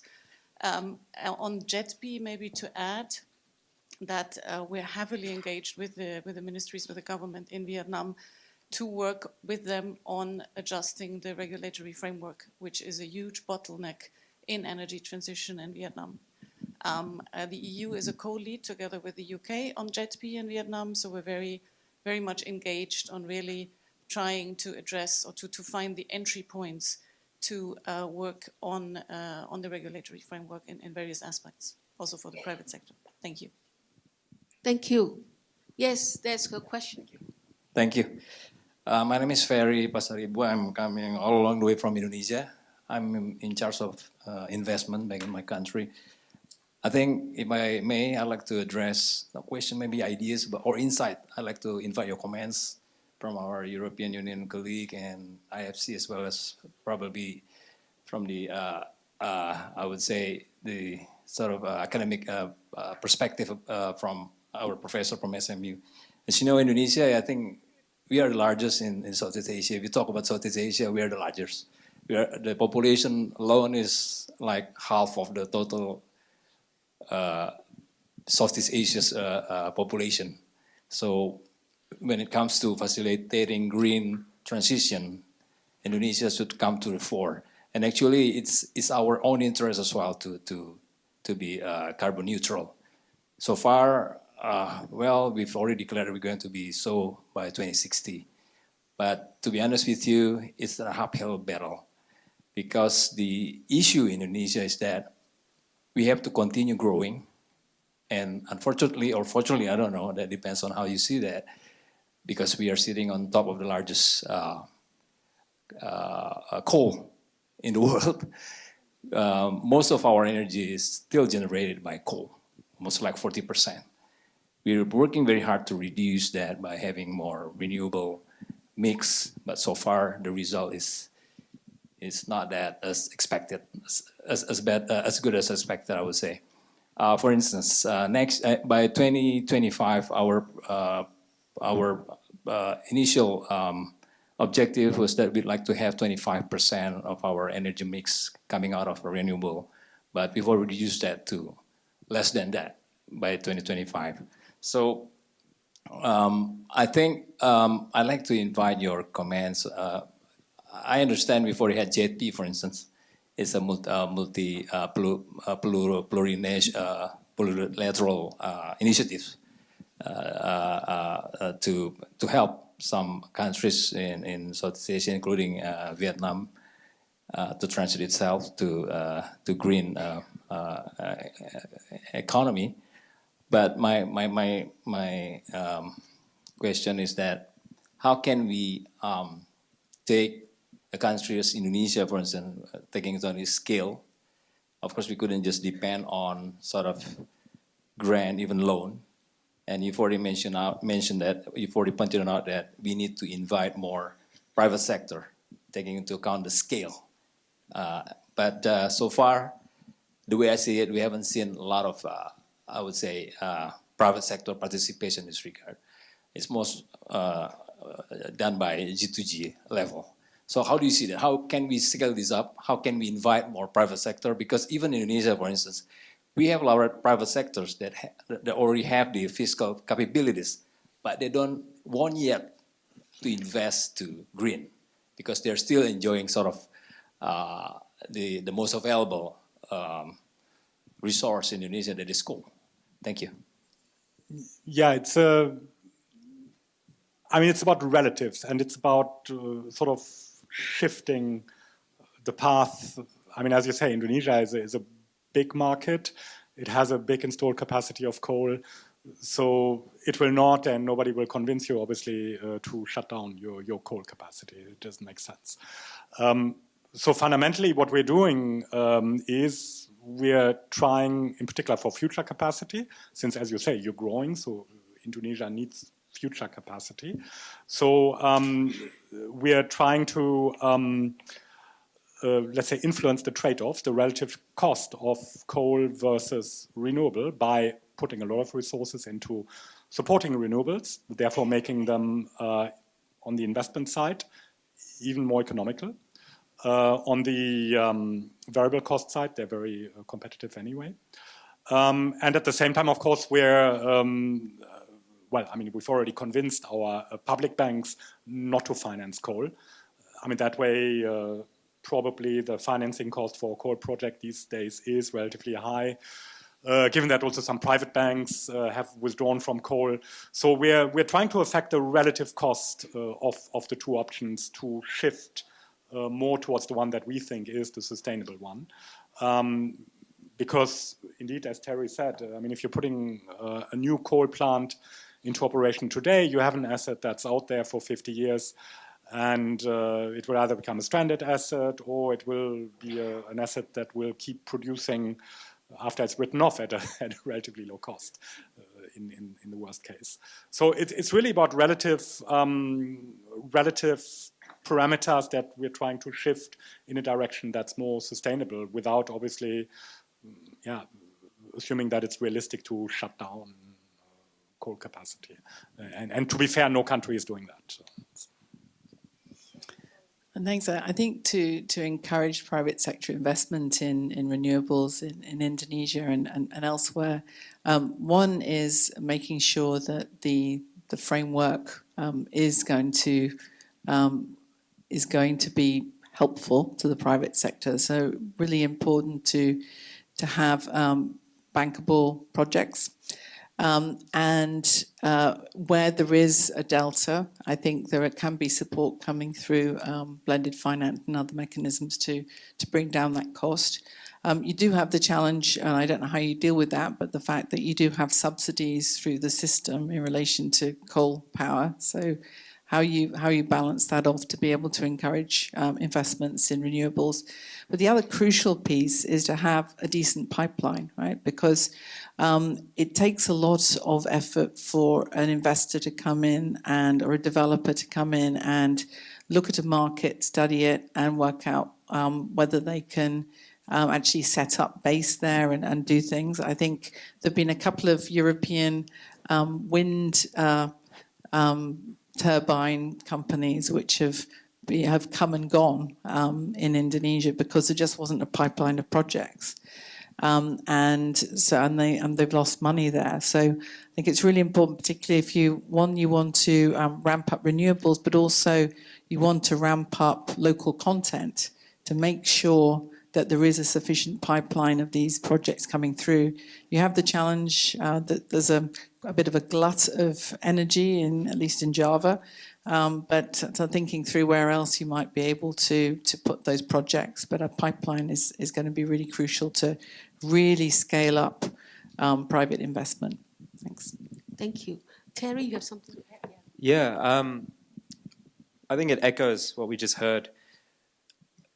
I don't think you can expect this transition to be very fast for countries like Indonesia. It's a huge country, lots of institutional levels going on, lots of interests in different sectors too, a rapidly developing economy still.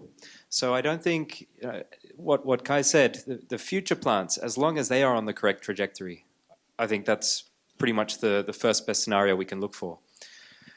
I would also say, somewhat cheekily, is Indonesia, next couple decades, a lot more has to be done in terms of adapting as well.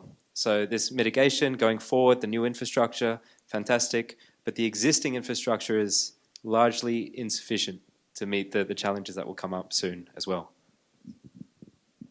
Thank you. I'm conscious of the time. I think the panel, I'm supposed to wrap up about 4 minutes ago. But it has been such an interesting discussion. I hope you forgive me. The panel, 2 people will forgive me for taking another extra 4 minutes. So I'm not going to attempt to sum up our discussions, and I will end here. Please join me in thanking the panelists for a wonderful discussion and presentation.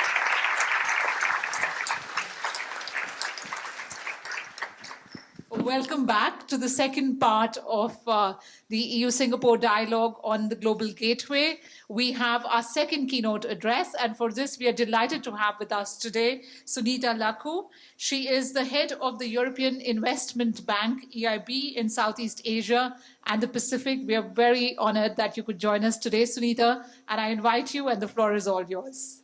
Ladies and gentlemen, good afternoon. Thank you very much for inviting me here. It's a pleasure and an honor to talk to you on behalf of the European Investment Bank. Okay, right. So I can't see much, but doesn't matter. Okay, I'll just turn a bit here. Just as, I don't know how many of you know about EIB, the European Investment Bank, so I think this is a good opportunity to give a bit of an explanation about who we are. So, next please. So the European Investment Bank. So I'll just drill into the topic of the event about sustainable green and sustainable investment. So before going to these discussions, I'd like to give you a bit of a snapshot about who we are and what we're doing and what is the result of the EIB. EIB, the creation of EIB was in 1958 by the Treaty of Rome, and we are age 65 years old now. And our objective was to improve lives in Europe and beyond. So we are the unique bank that is governed by the 27 EU member states. We are the only multilateral development banks that provides funding to its non-members. And we are the EU Climate Bank, supporting initiatives that align with its environment and climate goals. So we are the largest multilateral institution in the world. So this is something that is really not well known, and I'm proud to say that we are the largest IFIs in the world in terms of lending and borrowing. We raise our funding on the international capital market, and we pass on the favorable borrowings conditions to our client. EIB's mission is simple. We are the EIB bank and the EU bank, the EIB, and our mission is to foster sustainable growth around the globe, provide finance to projects that contribute to economic development and inclusive growth. As a leader of the climate finance, we promote green energy transition and support all the projects that reduce CO2 emissions. As a proactive catalyst, EIB offers as well tailored financial support, expertise, and technical assistance. As a global leader in sustainable finance, EIB encourages also other financial institutions to follow suit in promoting sustainable development and projects around the globe.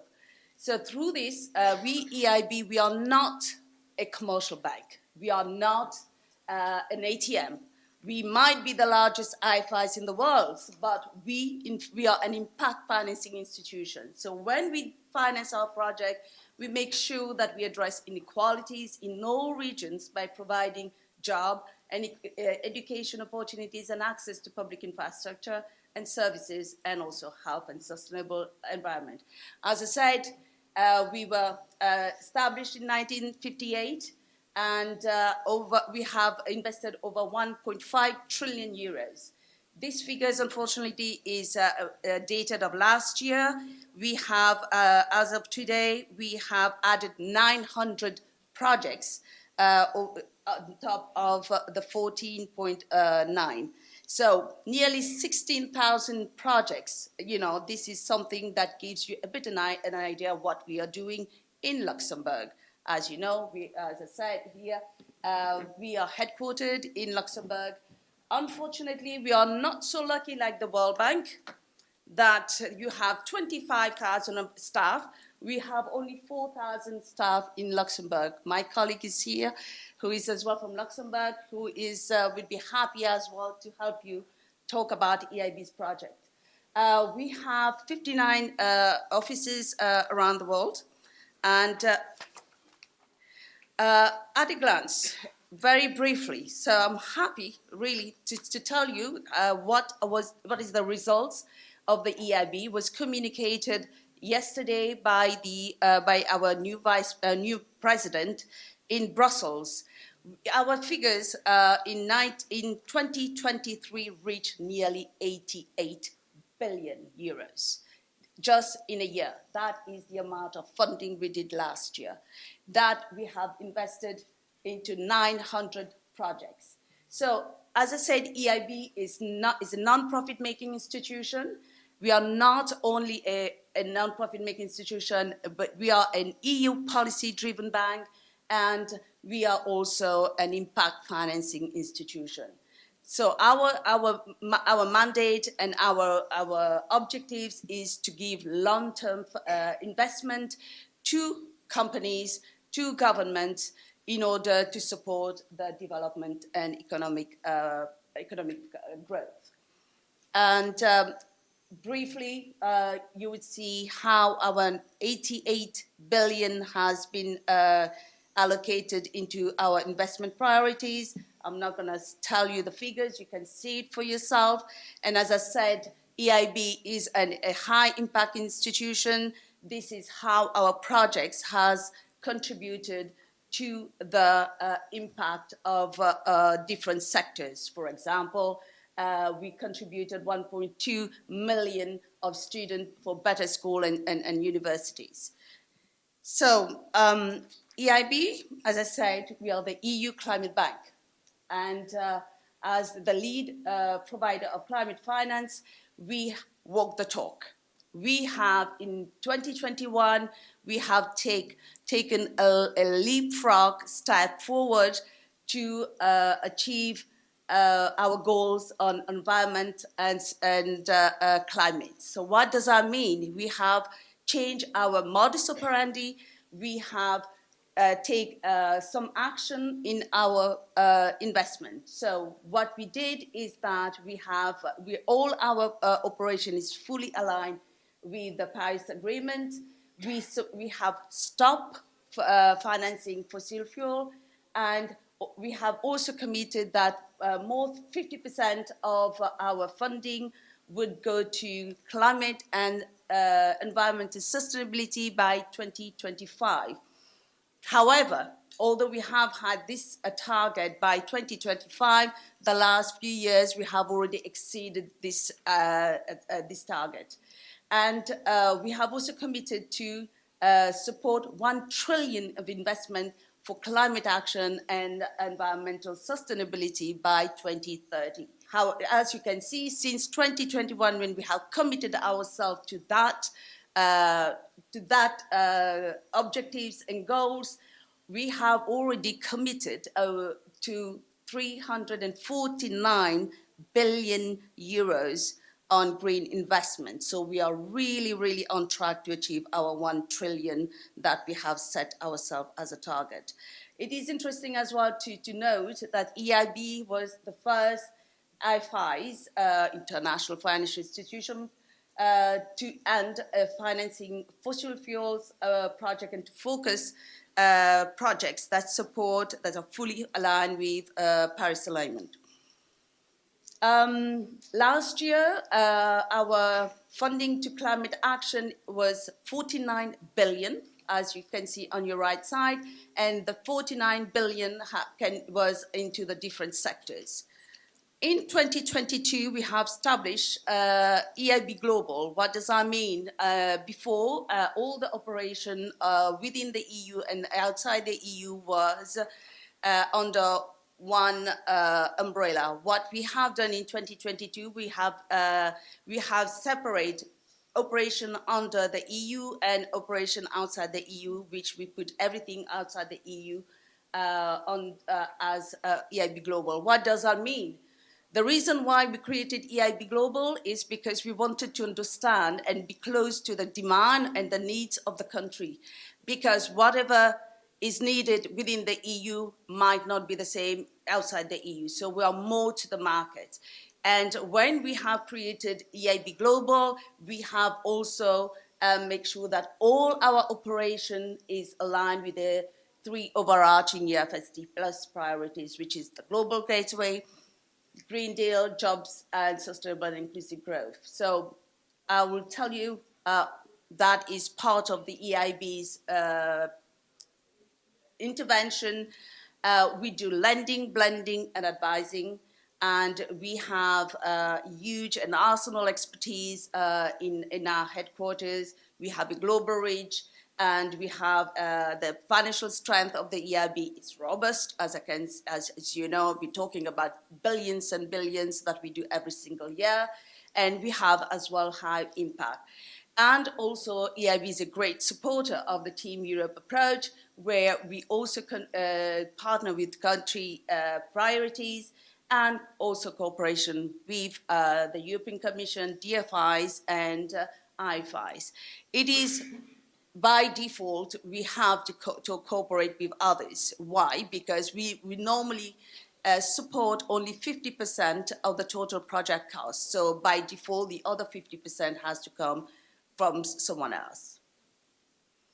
So this is what EIB Global achieved last year, 8.5 billion in 2023. So I think, as I said, we have achieved our target, and this is what this 8.4 billion has contributed. And as you can see, 77% of this has been in support of the EU Global Gateway, which is really a huge amount of funding that has supported the initiative.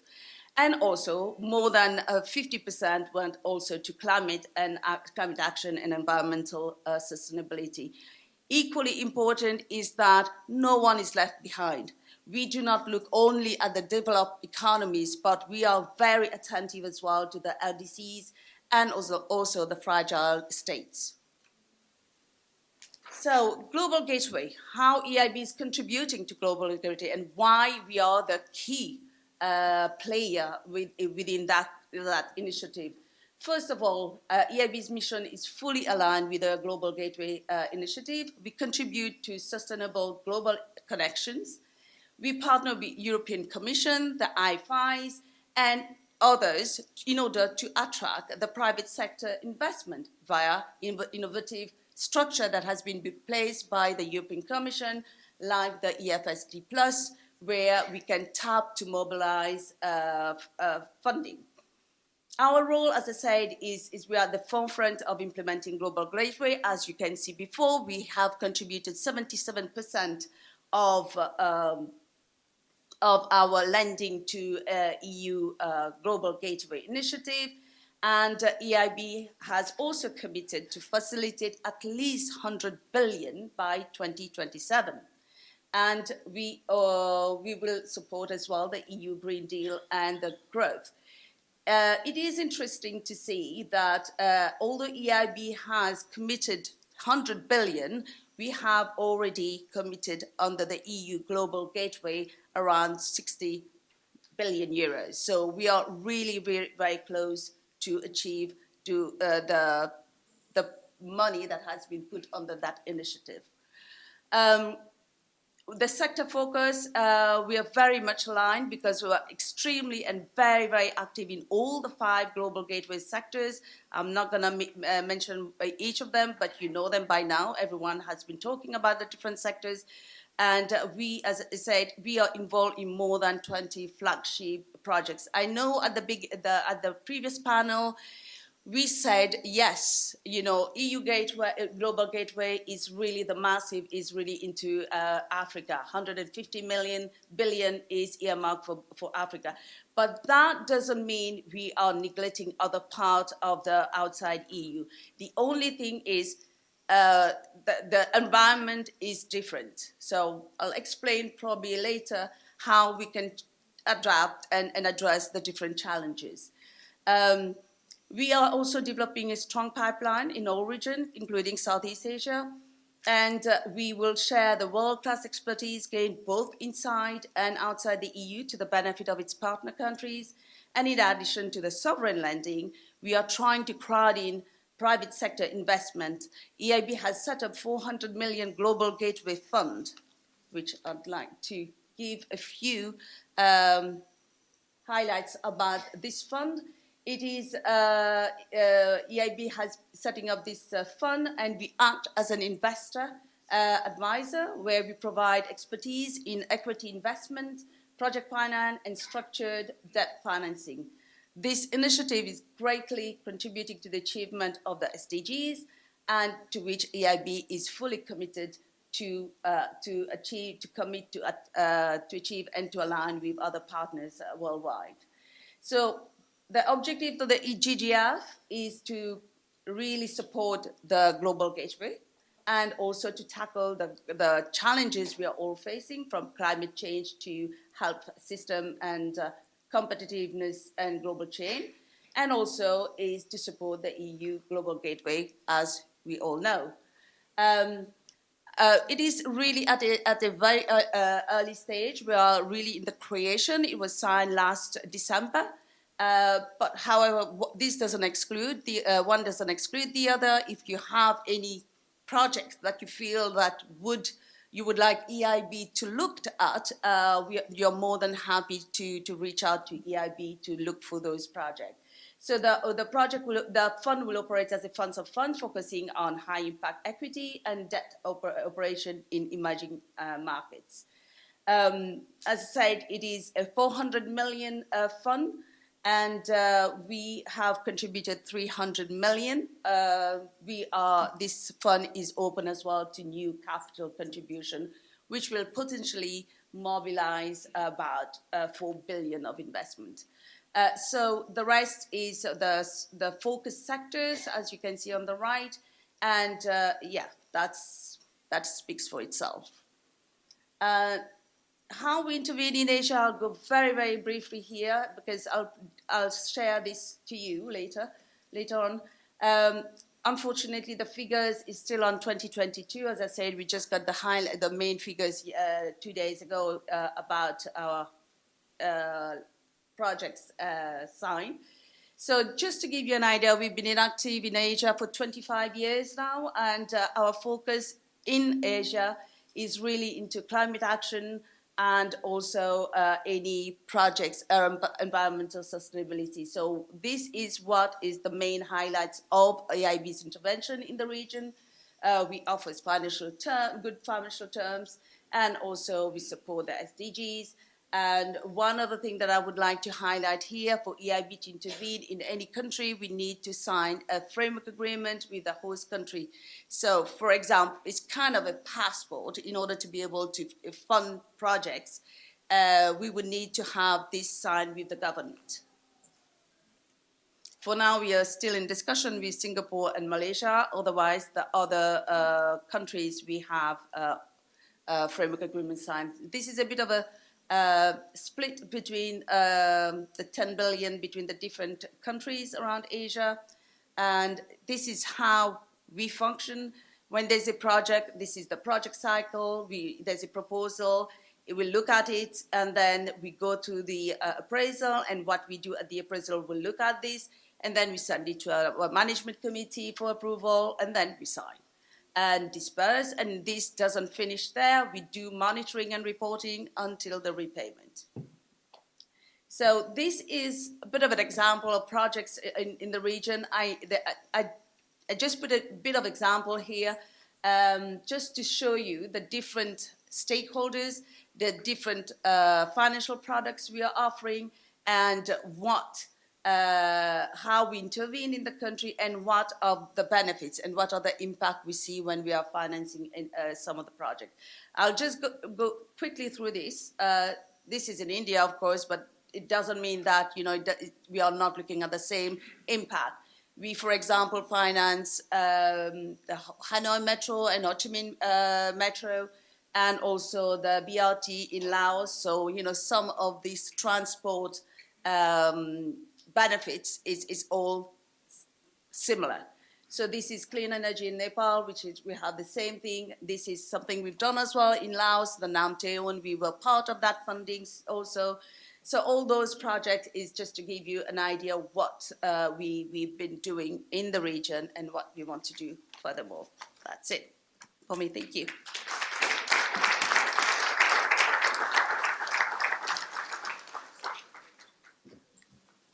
Good evening to all of you. I'm Federico from Eurocham Singapore. Obviously, Eurocham is thrilled to be partner of the EU delegation in Singapore to organize this event, co-organize this event. I'm very thankful for the people who showed up tonight. It's a very packed afternoon, a lot of content, so we're almost there. I know you received a lot of information. We try to make it engaging and light as much as we can. Is 4 p.m. already. So, but looking at the room, the number of people we have, the quality of the people we have, the different background, I think it's really timely and relevant to be here sitting together, having this conversation and seeing how Global Gateway, what it signifies for Asia Pacific, for Southeast Asia specifically. Reiterating that, as probably you have understood already in the presentation that we just had, It is not another, program put together by governments to crowd the space of infrastructure globally, but it has a very clear distinction, very clear aspect of differentiation respect of what's out there, with a clear focus on what Europe is famous for and what I think we vouch very strongly, and our company did, investing in technology, in sustainable technology, and so on. So I think that's the tilt. We have to look at how we're not crowding this space, what we're trying to do and to achieve a global gateways. And I think that the audience, the speakers that we have tonight, come from different backgrounds, but I think we have the counterparts that we want to have. We have banks, so private sectors. We heard, banking arms, sovereign, national, the biggest in the world. So thanks, Sunita, for reiterating, because once again, too many times, I think we should try to advertise strongly when Europe does have capacity, size, and do amazing things like we do. I think we should keep repeating as much as we can. We have from Pentagreen, Marat, again, another interesting combination of purely a private-public partnership. We have the two shareholders that put together your company are HSBC and Temasek, so there is a very interesting collaboration on the institutional side and the private side of what we can achieve. And ultimately, of course, Moritz on the, again, in the space of government-linked organization, government-linked bank, sovereign national bank. So thanks for being here. I think that it completes our panel. Before I jump into the conversation, I think that we have to give a bit of context. We are here in Singapore and in Asia Pacific. It's a year of the Wood Dragon coming about to start. The last time that we had this year was 6 years ago, because the cycle is, of course, you have 5 cycles of 12 years. And I was reading through the internet. What's happened relevant on that year is that NASA launched the program of Mariner 3 to go to Mars. So I think that's with the same ambition, I think we want to bring something great to this region. And I want to start with Standard Chartered and Abhishek. Your bank has a very strong connotation on emerging markets, on Africa, on Asia. You're here for good, as your very famous advertisement says. You have a clear connotation on sustainability. And so please allow us to bring context of the region. What do you see in the region, where you were instrumental, if you have some example where your bank was really supporting green transition on this region, please. Sure. Thank you, Federico. Good afternoon to everyone. My pleasure to be here. I think Standard Chartered Bank is really an emerging markets bank. I mean, we have a heart of the emerging markets. We're present on the ground on several of the key markets in this part of the world, not only Singapore, but places like Indonesia, Philippines, Malaysia, Thailand, most of the bigger countries you talk about in the region, I think we're there on the ground. So we understand these countries very well. We are as an institution, we have developed several processes, as well as invested a lot in developing our capacity to support sustainable development across our footprint markets, I would say, by way of acquiring knowledge around sustainable financing, sustainability over time, and also helping our clients as well as our host governments transition into that. So one of the primary actions that a bank does is to provide financing, to facilitate trade and things like that, right?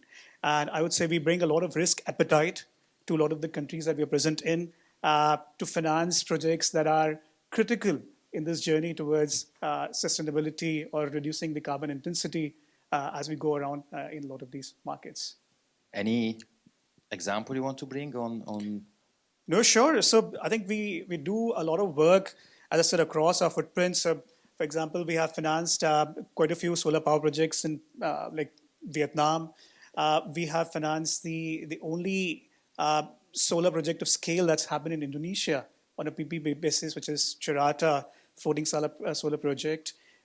We are advising on the large scheme that the government of Singapore has to bring green power into Singapore from places like Indonesia, Malaysia, and others. Right? We're also working with several of our counterparts, other parts of the world, to finance their projects into, say, Indonesia, or Vietnam, or Thailand, and the rest of the region in solar or wind sectors.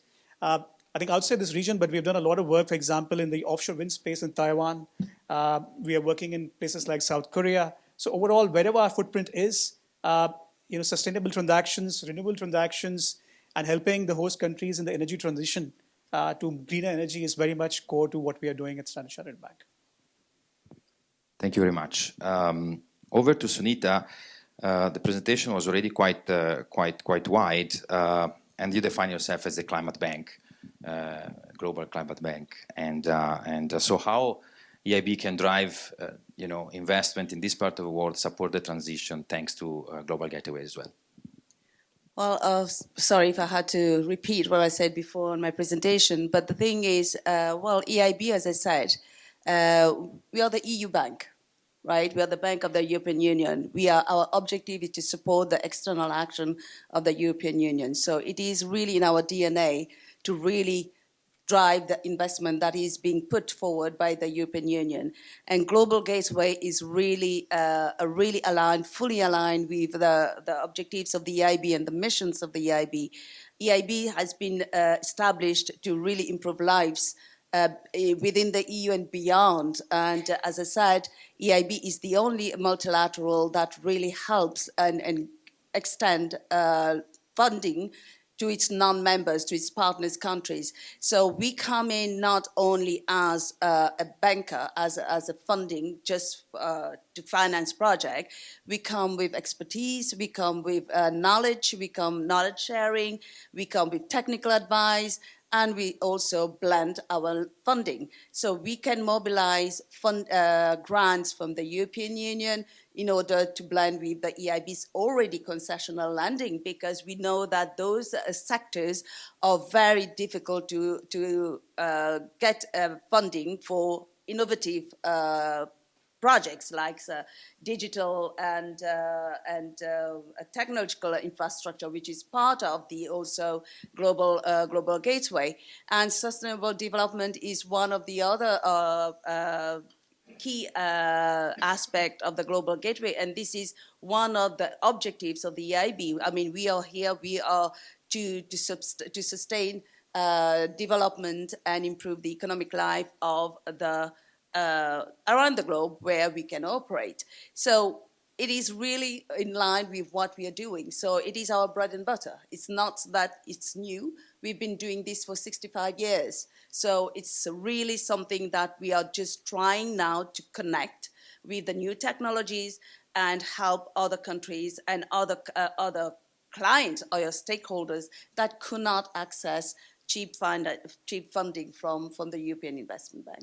And also, I just want to mention as well, when we EIB intervene on those projects, we bring as well the European values and the European standards.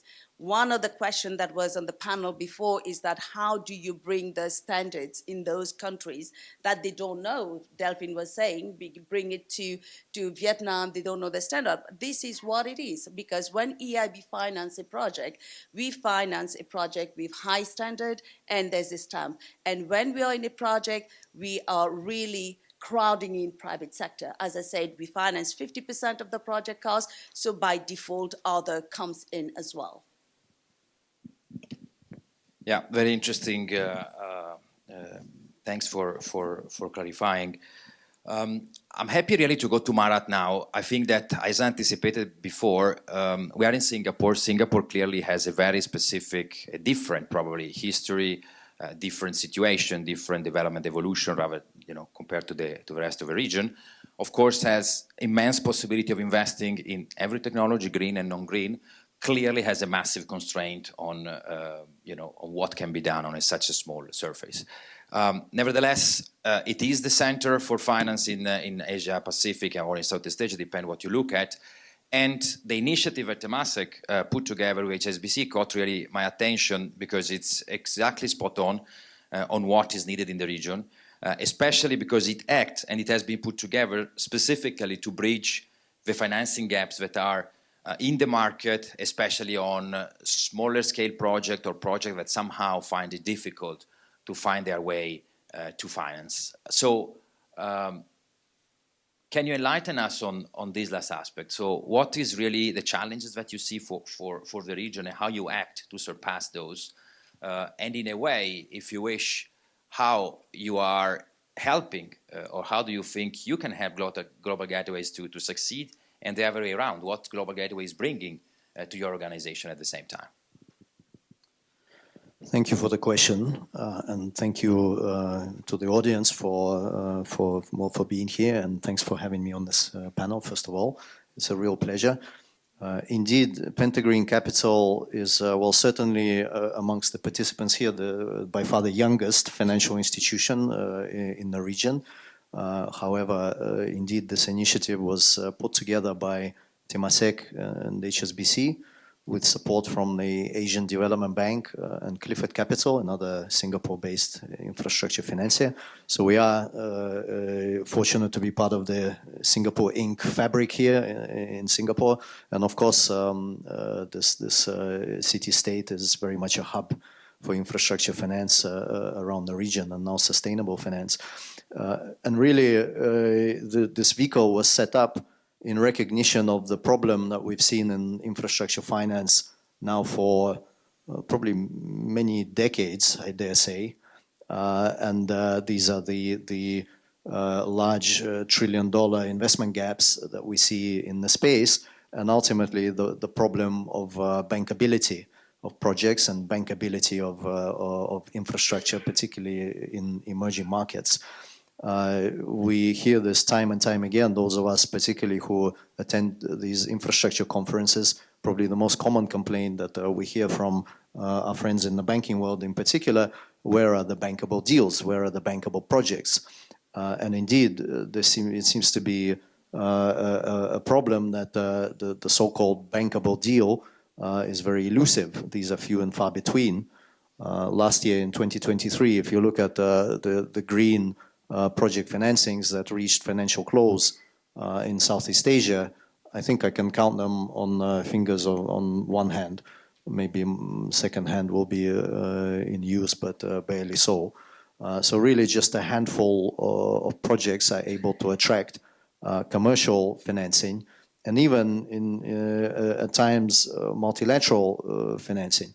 However, what we see, and our shareholders saw, and the partners behind this initiative, is this dynamic where there are a lot of projects that are out there that don't quite make the cut in terms of the classic bankability assessment, and we might call them marginally bankable. So these projects are sound projects. However, because of the perhaps the regulatory regime that governs those projects, or some of the newer innovative technologies or business models that might be used, those projects or businesses or situations may not quite have or may not be considered typically bankable.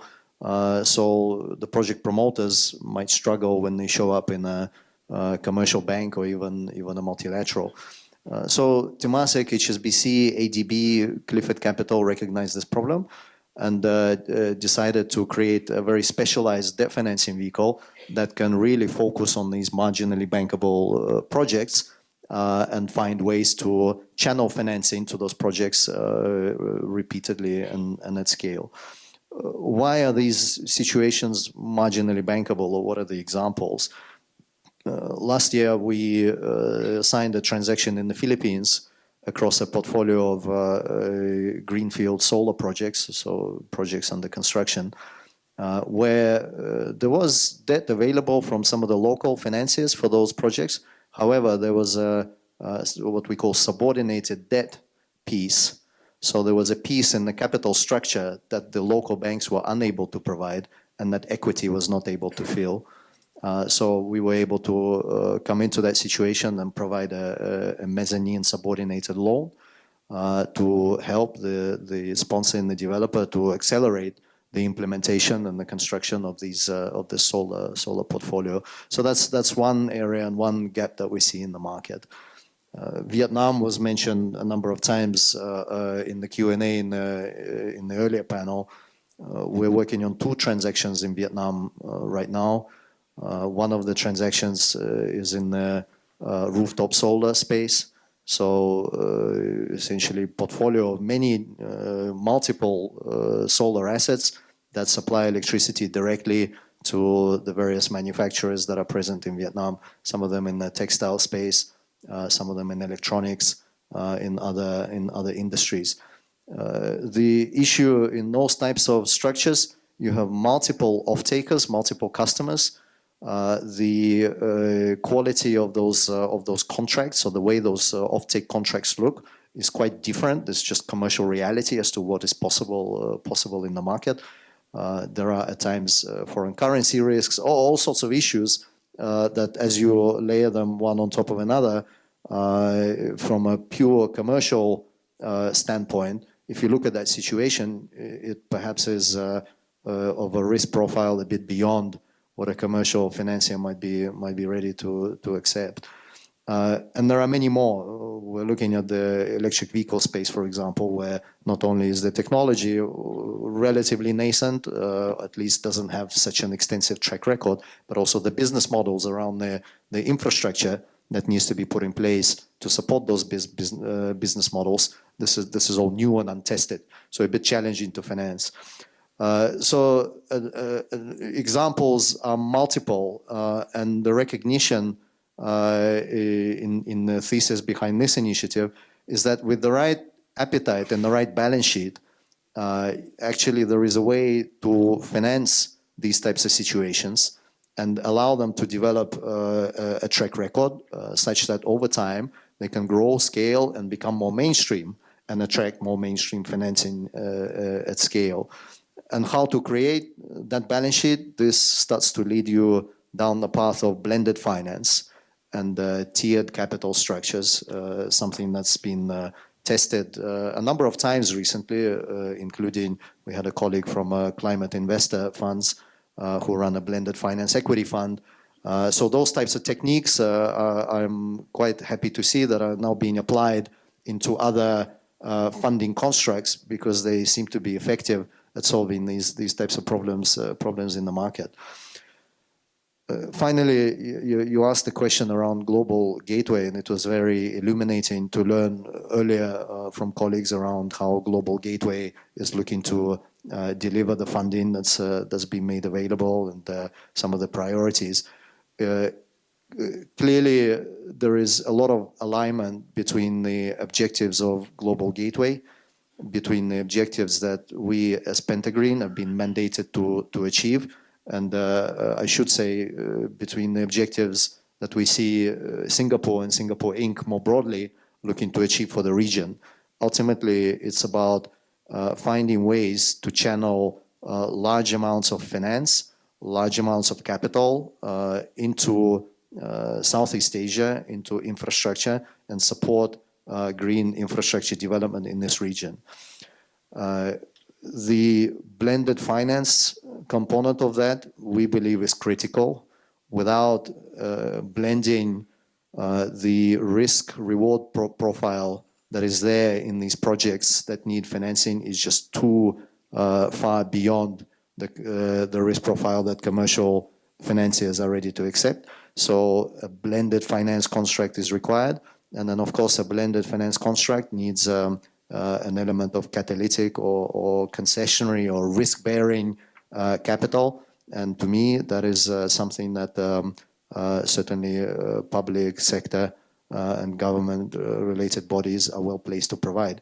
And that will really unlock the flows of commercial capital to this space. We heard from a colleague from Monetary Authority of Singapore earlier around the initiatives that Singapore is taking place or promoting in this space.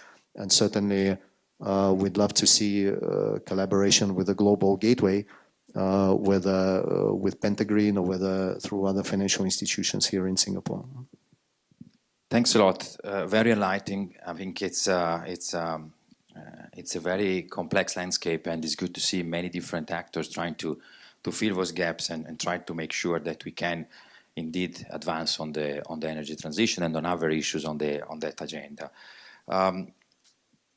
I have a privilege to sit in the council, in the management committee of the UN Global Compact, and one of the emergencies and the shortcomings that we see is where SME are left across the board. If you look on the SDGs and you look at the whatever agenda you're looking at today on the sustainable front, and not only, it's always the case that we talk about great project, MNC, great possibilities, opportunities, and then in the conversation somehow we forget to remember that in the majority of economy of this world, 99% of the companies are SMEs. With an impact of GDP which is different, but at least, for example, EU and Singapore is very similar and is massive, and they are the largest contributor of a global workforce. And somehow they are the one who struggle the most, the one who are stranded on resources and culturally find it challenges to undertake many leap of faith and many risks that you need to take to be at par on many fronts. So from Moritz, I'm interested to know what is the involvement that SMEs are able to have in this infrastructure project, and in a way also how and what's the role of EFSD Plus as an enabler to strengthen the participation that SMEs have on this side. So please. Yeah, thank you very much, and great to being here. Just very short on FMO. FMO is 50% owned by the Dutch government and 50% owned by commercial investors. And it's a fully regulated bank, so it has a profit view. It's a normal bank, only where we, of course, have a slightly lower return on equity, and we have a very much impact angle. And I think our journey with EFSD, I remember it, and maybe Kai as well, in 2018, we signed as the first one under the EFSD, the predecessor of EFSD Plus. And yeah, it was an interesting, because we signed an SME guarantee fund, which was relatively new for FMO. We did guarantees, but not on this scale. And Kai and the Commission used their instrument to blend, so we were able to do 500 million. And in the next, when we started, we had to put everything in place, and then we started. And currently, we are aiming to have the fund 98% utilized. And we have a waiting list. So there's banks waiting currently for our predecessor, which is now Zero Plus. So it's been a very interesting journey, and also to understand why is this demand suddenly for risk sharing. And what we see, if you also look at Southeast Asia, is that, and you were right when you were saying, 73 million SMEs. So a huge opportunity. However, what we also see, and you can look that up, is that SMEs default twice as fast as corporates. Their operating costs are twice as large. And if you already look, and these are general SMEs, then we don't even talk about sort of young entrepreneurs or female entrepreneurs or a specific target group, which have an even higher default rate. So what we've felt and what we saw is that there is apparently a quite demand for these kind of programs. And specifically, if you also look, and we discussed about this in corporates, about the new regulatory standards, and I was recently in Morocco. If IKEA is already struggling with these kind of regulation, what about a small business? 95% of Morocco is exporting to the European Union, in which 80% are SMEs. That's a big problem coming up. And so I think SMEs form a key part of the infrastructure which we need to address. And I think within the Global Gateway and under the new project, we are able to use those funds to support two things. One, what you're saying, right? To support SMEs on these infrastructure products, because these are very nice product and very nice, good initiatives. But without SMEs, they will not go very far. They form the lifeblood of a project. And what we see often is, and recently also more in Africa, is that these SMEs are being funded by corporates or being funded by have their own guarantees. And we are trying to put in place systems to support these SMEs, that they are not reliant on their almost corporate or infrastructure project, but they are detached of this. And that helps them to grow, because if that project is gone, which will happen, they can build their own credit history. They have their own kind of relationship with the bank, and they can grow further. So we see this on the infrastructure project. We also see this in access to green finance. To get green finance already is difficult for corporates. For an SMEs, they have to be adept, they have to have the right technology, they have to have another product. So that also is something which we are looking at in the region to support. And I think a delegate of Indonesia spoke. I think Indonesia is a prime example where we look at, where we try to support the significant number of SMEs there. So I think, I think there is a definitely need to also look at the small businesses in the global gateway, and I'm sure that on Nazir Plus we will find an alternative for this. Personal curiosity. It's true that SMEs fail fast at a higher speed than corporates, but on the other side, what's your experience? SME, especially family-owned, tend to also be on the long term more reliable on staying the course, because one strategy is chosen, then family decide, and there is no flip-flop. So there's a very good question. So the question is, why are they defaulting, right? What is the reason why are they defaulting so quickly? And it is, and one of the things we see, and we currently have now almost 300 million of those, is also the fact that banks or fintechs find it difficult to accommodate them, to understand exactly what an SMEs need. So it needs a lot of technical assistance. But indeed, you're right. If you have that linkage from, for example, family-owned, or you have the right kind of product, they will stay with you. It's interesting what we see is that corporates switch faster, and if they get a lower rate somewhere else, then they go Standard Chartered, or then they go to Citibank. But an SME will stay, because number one, which we did with an analysis on SME, and the number one reason to choose a bank is relationship. Not lower interest rates, not flexibility, it's relationship. So if you stay, if you have that relationship with the bank, they will stay. Thanks a lot.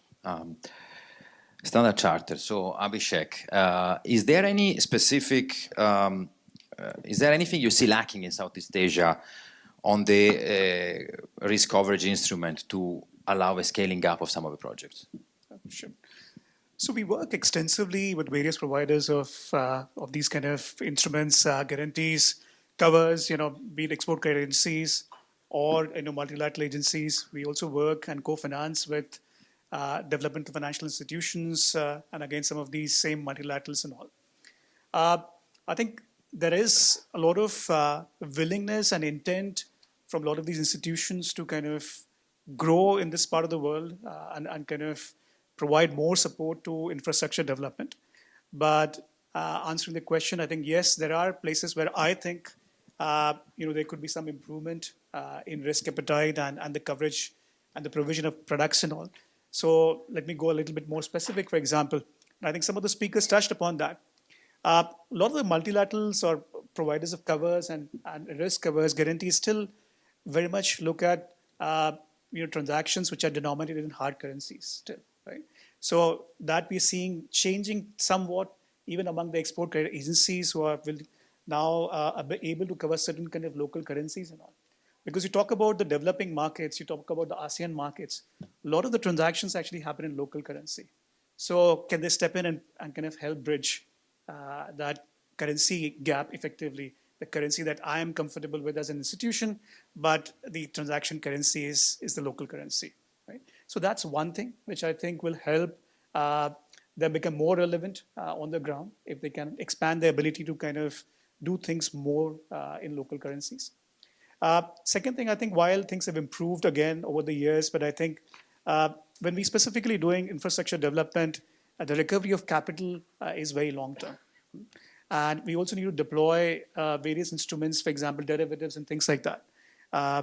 Now, in certain countries where, say, the commercial banks are not very comfortable with political risk and all that, that's why we see covers, right, from multilateralists or ECAs and all that.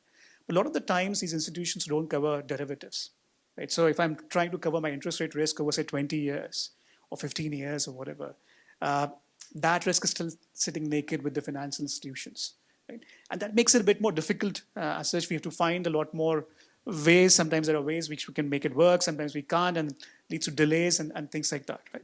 So I think that's again something which if the risk cover providers can look at and expand the coverage, I think that will also help. The third point, which probably and I'll end there, is more a general point, and that's because we work with a lot of sponsors from the region, from outside the region, across various infrastructure initiatives. But the common kind of theme that comes out about multilaterals and such financial institutions is that they can be speedier, they can be faster, right? And they can be more responsive in a way. And it has a real impact because things which we hope to close in, say, 6 to 9 months can then linger for 12 months, 15 months, 18 months, right? So if there is a way to make things faster and make more responsive, I think that will also improve the things on the ground when it covers service providers and all. Thanks a lot. Before moving to the question from the audience, I have just a couple of curiosity. One from Sunita.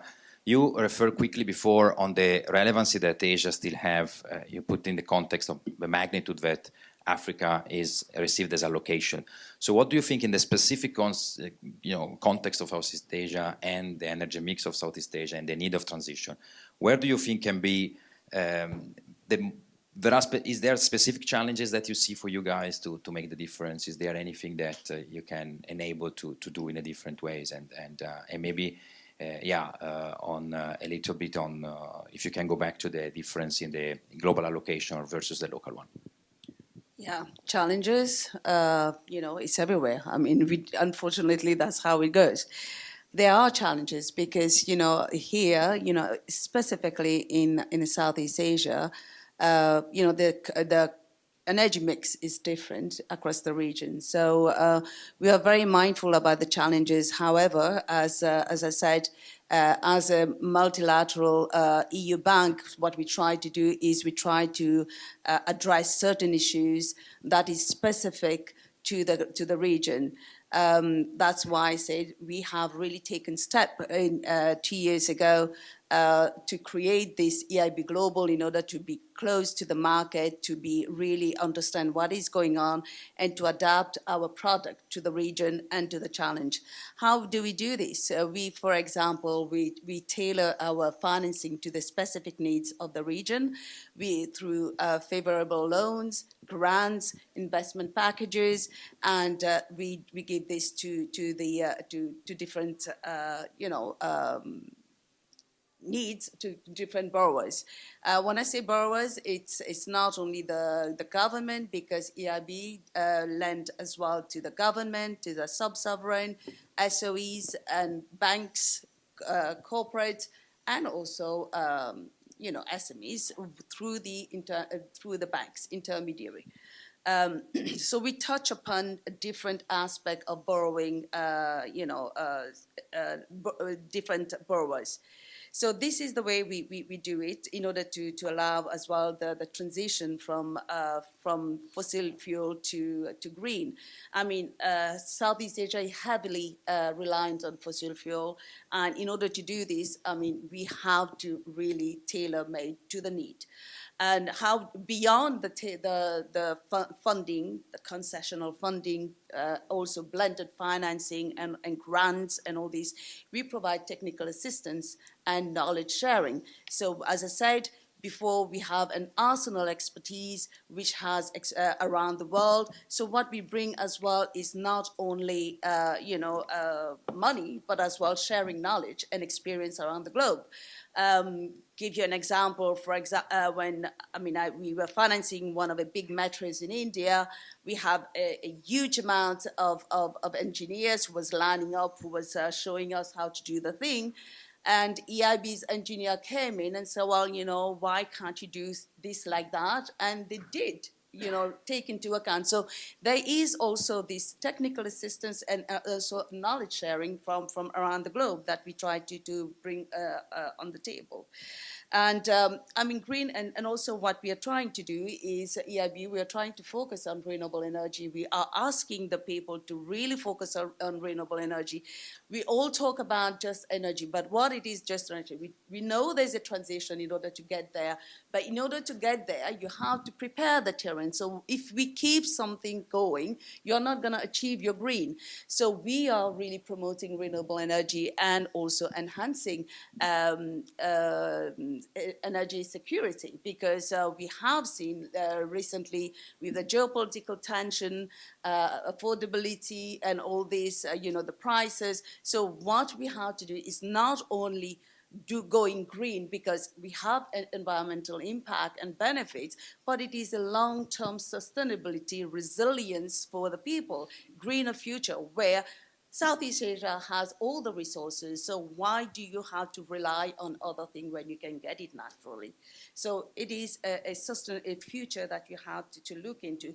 For example, I just wanted to say as well, how do we come in? We support the country. EIB has pledged 1 billion for JET in Indonesia, 500 million for Vietnam, and many, many other projects in the renewable energy sector. So we are here, we stand ready. We have opened a regional office in Jakarta to cover Southeast Asia and the Pacific. We are reinforcing our engagement and trying to help all the stakeholders. How do we as well, it's not only about projects and how do we do it. We also, part of our dialogue is to discuss with the local stakeholders, which involve the government, the NGOs, the banks, and all this, because what we need to see as well is what their priority is we don't come and impose. We have to see what is their priority and align with what the country wants to do. And also there is, to go green. I mean, it is not only the banks, it is not only the multilaterals, it is not only the government, it is a collective effort. So it's everyone's that have to bring the contribution. Company has to go green. They have to make it, in the business plan that they want to go green. So there's a lot of people involved that we need to, if we want to go green. I mean, there's challenges, but it's a collective effort. I think if everyone put the little contribution, we will be able to achieve and mitigate some of those challenges we're facing around here in the region. And also collaboration. I mean, EIB, we collaborate with everyone, with all the MDBs, banks, and also all the, commercial banks, and also the NGOs and civil society. So we need to create awareness to the people. So there are challenges. People do not want to move. We were saying before that coal is cheap. People will not want to move, out of this. But there is an education that we need to undertake, but not only by the banks, but everyone. So I think I'll stop here. So I think challenges are there, but I think it's all everybody's effort to go through it. Thank you. Thank you. Last, really, before we open to the floor. Marat, Sunita mentioned geopolitical risk. I think if you sit with any bank today, look at market outlook, what you hear is election in 3/4 of the population of the world, geopolitical tension, we have wars everywhere. Was sitting with some of the cabinet ministers earlier this week in Singapore, and there was a round table with some business leader. And the words that you hear are cautious, cautiously optimistic, and then we started big joking, cautiously cautious, optimistically cautious. But really, the landscape is terrible. It's a difficult one. Interest rates are where they are. So in this landscape, where, as Sunita just said, you have cheap resources, you have an easy way, right, in a way to solve an issue, or change is always difficult for all of us. Risk of derailing of this agenda, in your opinion, risk of the challenges to increase are probably there. How do you see it? Yeah, you painted an interesting picture, almost as interesting as a colleague earlier around climate risks. So we all have reason to be pessimistic, cautiously pessimistic maybe. But look, I think the issues you highlighted are spot on. And what is the result, right? Particularly if we're talking about infrastructure, investment, and finance in Southeast Asia and in emerging Asia. We still have these trillion-dollar gaps, right? $1.7 trillion per year. If you read the ADB report, it's always trillions. It doesn't really matter how many. It's a very big number.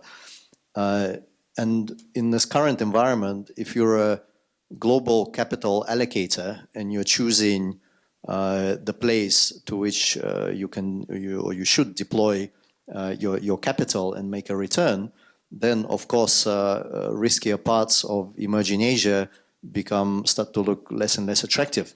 Particularly interest rates are up and the global yield environment is elevated. There was a great soundbite that made the rounds in the press at the end of last year from Steven Schwartzman, the founder of Blackstone, who was talking about the opportunity in US lending, US credit. And he said something like, if you're getting 12% return on senior secured bank debt on a good day in the US, why would you want to do anything else in life, right? And that is really spot on. If you can get 12% return in very mature, developed jurisdictions, doing fairly low risk type of deals, senior secured bank debt, for those not familiar in our finance world, that's considered to be pretty low risk. If that's what you can get, how can you, or why, what would be the rationale for you to allocate your capital to a sub-investment grade, marginally bankable Vietnam renewable energy portfolio where the equity, if they get 12%, then they're lucky, right? So that risk-reward disconnect is becoming more and more pronounced. You might even think of it as a market failure. Or at least, I think, as a result, we cannot rely on market forces alone to close these trillion-dollar investment gaps that we see in emerging Asia. And that's what we need to fix. And that's why we think these blended finance constructs, the role of initiatives like the Global Gateway, the role of initiatives such as what the Singapore government is looking to do with the financing Asia's sustainable transition program, those programs, whether it's a mix of public sector capital coming in, and that's used to really unlock and mobilize the commercial capital that would otherwise be in the US getting their 12% on senior secured bank debt, that's what we have to solve, and that seems to be the tool for this time and for this age. Thank you very much. I will ask the audience if there is any question. My name is Tesivald and I am a founder of Economia, and I am a new startup. I'm working on a decentralized system for water waste management. So basically it's a waterless toilet and a system where I use pyrolysis to make the waste as a carbon, but that's nothing to do with my question. So basically we were So we were basically talking a lot about solar panels and energy transition. So my question is quite simple. And so in those areas, I understand that we have a lot of land and we can install the solar panels. But do we take care of after the solar panels? So how is the recycling system in these places? Did you deliver the recycling system? If yes, in which places? If no, why? I can have a go. I think it's a very big issue that will come to this sector, and not a huge part of the market is thinking through that issue, but it will come because indeed the utilization of end-of-life infrastructure and components and assets, that's very, very important, right? So it's at the same time, there are a number of developments in this space. You will hear another buzzword these days, the circular economy. which essentially are models and businesses that do precisely that, right? Take end of use or out of use assets or equipment or whatever it is, and look to process them into something that can actually be useful. China, for example, the business models around recycling of EV batteries are already very well developed, and there are multi-billion-dollar businesses that focus on precisely that. Perhaps in Southeast Asia, that particular aspect is still less mature, but that's just due to the nascency of the market. But look, there are a number of businesses, companies, large and small, I think, looking at the space, because indeed it's a problem that will come. Absolutely. Hi, my name is Kelvin. If I may, I have two questions. The first one is that blended finance as a concept is a novel concept and has been shown some successful case in the market, but it's still relatively small compared to the traditional financial market that we saw. So what are the factors that prevent a fast scaling up of the model, and what could be done to make that scaling up happening faster? So that's the first question. The second question is, blended finance basically mean merging impact capital and commercial capital. Very good and novel concept, but at the heart of it, there's still bit conflicts. One is impact driven and one is commercial driven. So example, in one IC for approving a particular project, there are feeder of that project that could provide more impacts, but at the cost of financial returns. So how to balancing that in this blended concept and still be able to deliver the purpose of both investor groups? I think so far the experience in the market is that a lot of the impact capital is being channeled through multilaterals or DFIs in one way or the other, right? So I think their deal selection, their kind of speed of execution, and their kind of own interest in kind of co-financing is a big driver in a way, right? So that acts both as an enabler, but also acts as a restriction in a sense to the market, right? Now, in terms of the push and pull, in terms of commercial versus, say, impact financing, I think you could kind of find projects or you could find infrastructure developments where we're seeing mostly, say, multilaterals and co-financing with, say, concessional financing as well. But the larger question there would be, in all instances of those kind of projects or those kind of infrastructure developments, is it the best use of capital always, right? Because the needs are quite big in each of these markets. And one of the motives of all of these multilaterals is also to crowd in private capital, right? So if the multilaterals and concessional capital are only dominating these the scene on the financing because of certain issues or the desire to kind of do so in certain countries as such, then it's not serving a bigger purpose, because at a certain point everything will dry up, and they're also not creating a certain replicable capacity and knowledge base for the market to do more transactions of that nature. So I think some amount of coexistence will be required, which may lead to what you're saying, push and pull. There's no perfect answer to it, but I think somehow you'll have to find ways of making things work on an individual basis. Yeah, within FMO we do a number of blended structures, and we see this constantly, the drive between commercial and the impact. So one of the things what we do is, for example, that we use is transitional phases. So that we say, okay, maybe that the product is currently not feasible or not, really what we like, but we build a trajectory that in the next couple of years, this then will be taken care of. And I think with that, I think we have been able to close much more transactions, because then in the beginning, it might not be completely suitable for us, but we also use technical assistants and consultants, and we work together to achieve that common goal.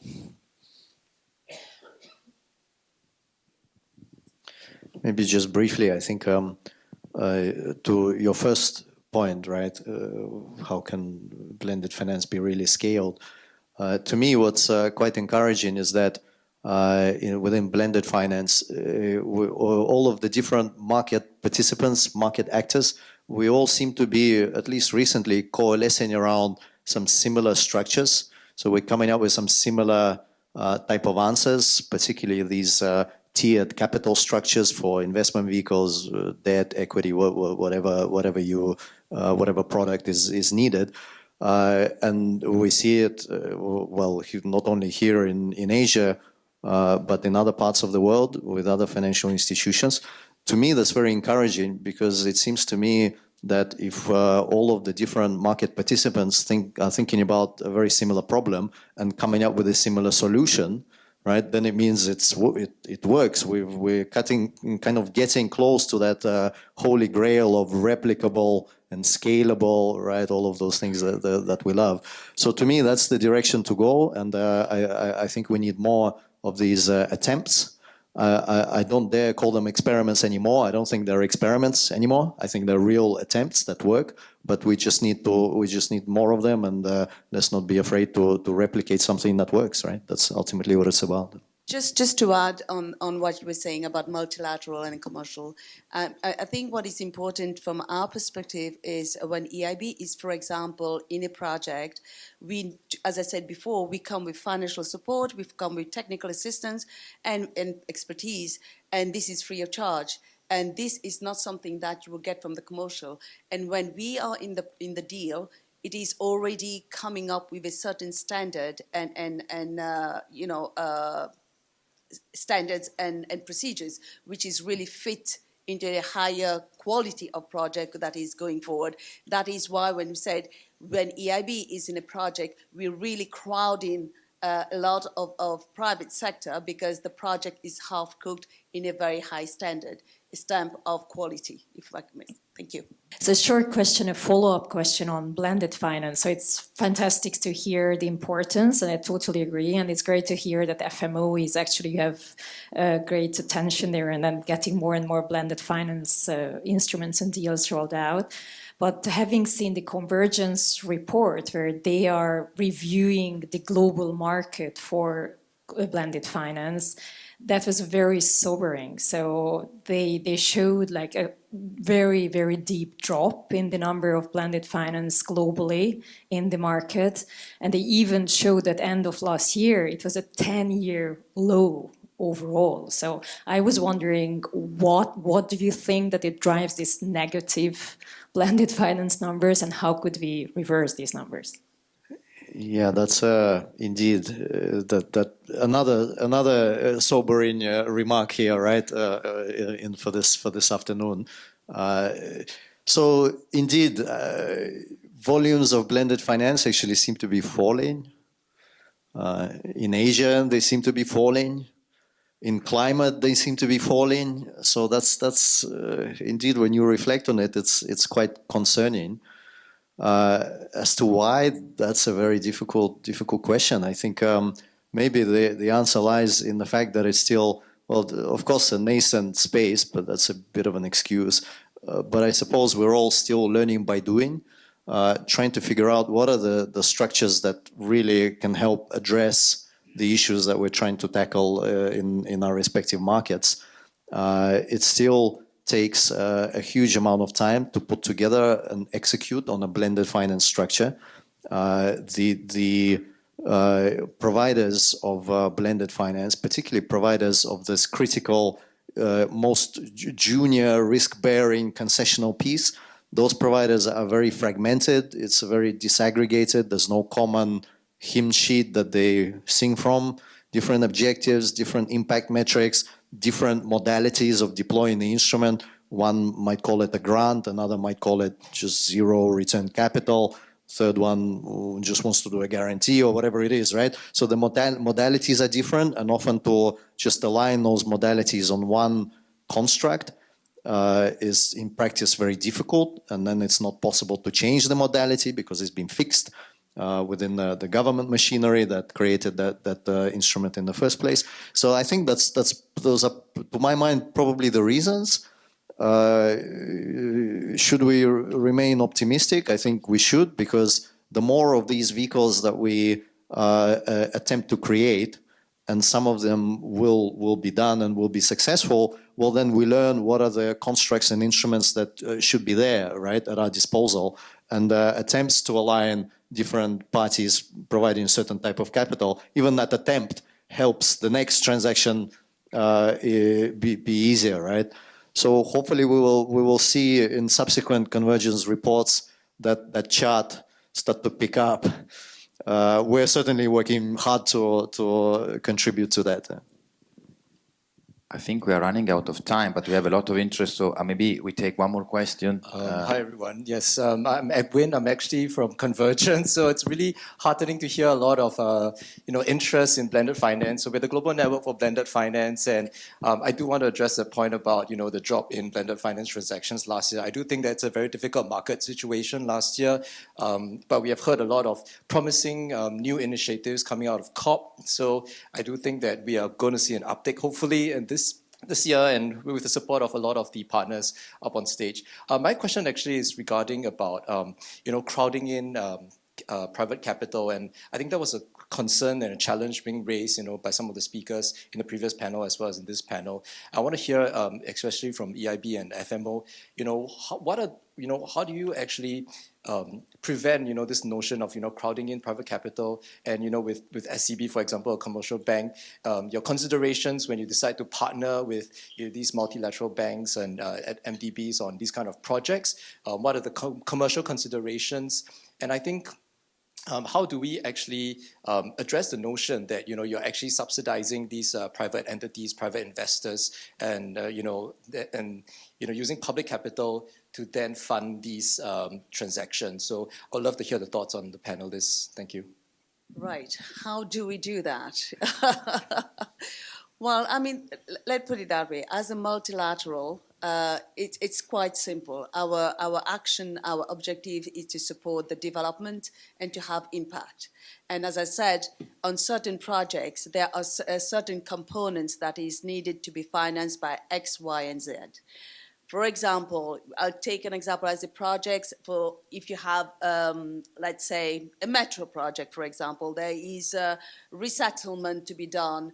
And this is not something that the commercial bank will take on board, but it will be more the multilateral because it has a lot of impact that you have to see, for example. You cannot just put people wherever you want, because when we displace people, we make sure that you get a good place to go. They are treated well, and they are aligned with the rules and procedures and the national rules and all this, and as well for human rights. So those are the things that not a commercial bank would be looking, but more IFIs. The government, for example, will pay for the land. And this is not something that commercial will be doing. So it might not bring something, but so there is in any project, when we're talking about blended finance, when we're talking about co-financing between IFIs, DFIs, commercial banks, and multilateral, what we are trying to bring here is impact and things that commercial bank cannot finance because it's not financially viable to them. But I'm not saying it. As a non-profit making institution, we do not look at the profit, we look at the economic return. So that is where you can see, the good marriage between the two. And by doing this, we get, we're crowding as well, private sector into the deal. Yeah, it's a very good question because in our case, we are profit making, and our investors have to be also profit making. So I think around 20-25% actually of our balance sheet is now crowding in investors. So it's already quite large. But yeah, it's a combination where we try to build investment funds. We do one with Allianz, we do one, a couple of them, diversify, take specific parts of the transaction and mix them together. So it becomes an attractive investment. So it is obviously that these need to have a certain return and a need of risk. So we often blend positions in there. So I'm happy to discuss our new Allianz transaction where we blended in a US investor, which wanted to take another risk. We wanted to take another risk, and Allianz wanted to take another risk. And by diversifying, having different kind of continent, we were able to match the risk which Allianz wanted to take and the profit which they wanted to make. Well, ladies and gentlemen, it's getting a bit late today. I think that it was engaging the whole afternoon. It was a lot of content to digest. Allow me to leave you with two things. One, to bring back home to Singapore, I think that it's important. It emerged in the previous panel, it emerged earlier. We are fortunate as the European Union to be here in a country where initiatives are facilitated by a regulator. We heard MAS, by an ecosystem which really has the same agenda we have, has the necessity to help greening energy flows and the whole region of ASEAN on the sustainable agenda, support the transition. Singapore alone, if convert fully to renewable with solar, whatever, can probably cover 7 to 8% of a local need of energy, so it's not viable. We need our countries in the region, and we have are fortunate enough to have institutions that just spoken clear here to close specific gaps, bringing knowledge, bringing intelligence, bringing ability and experience in emerging markets. The second is more something that I feel I owe to Marat, which referred twice. That is, we are a bit pessimistic today, cautiously pessimistic, and I think that we have a duty to reinstate, to go back where I started. The wooden dragon is at the doors, and I was just reading that the color that represent the wood in the 5 elements is green, and green in the year of dragon stands for harmony and growth. So with all the geopolitical tension we have, we hope for harmony, and economically we hope for growth, not of the prices in Singapore anymore, because I think they grew enough, maybe growth of economical activity. Thank you very much, and have a good evening.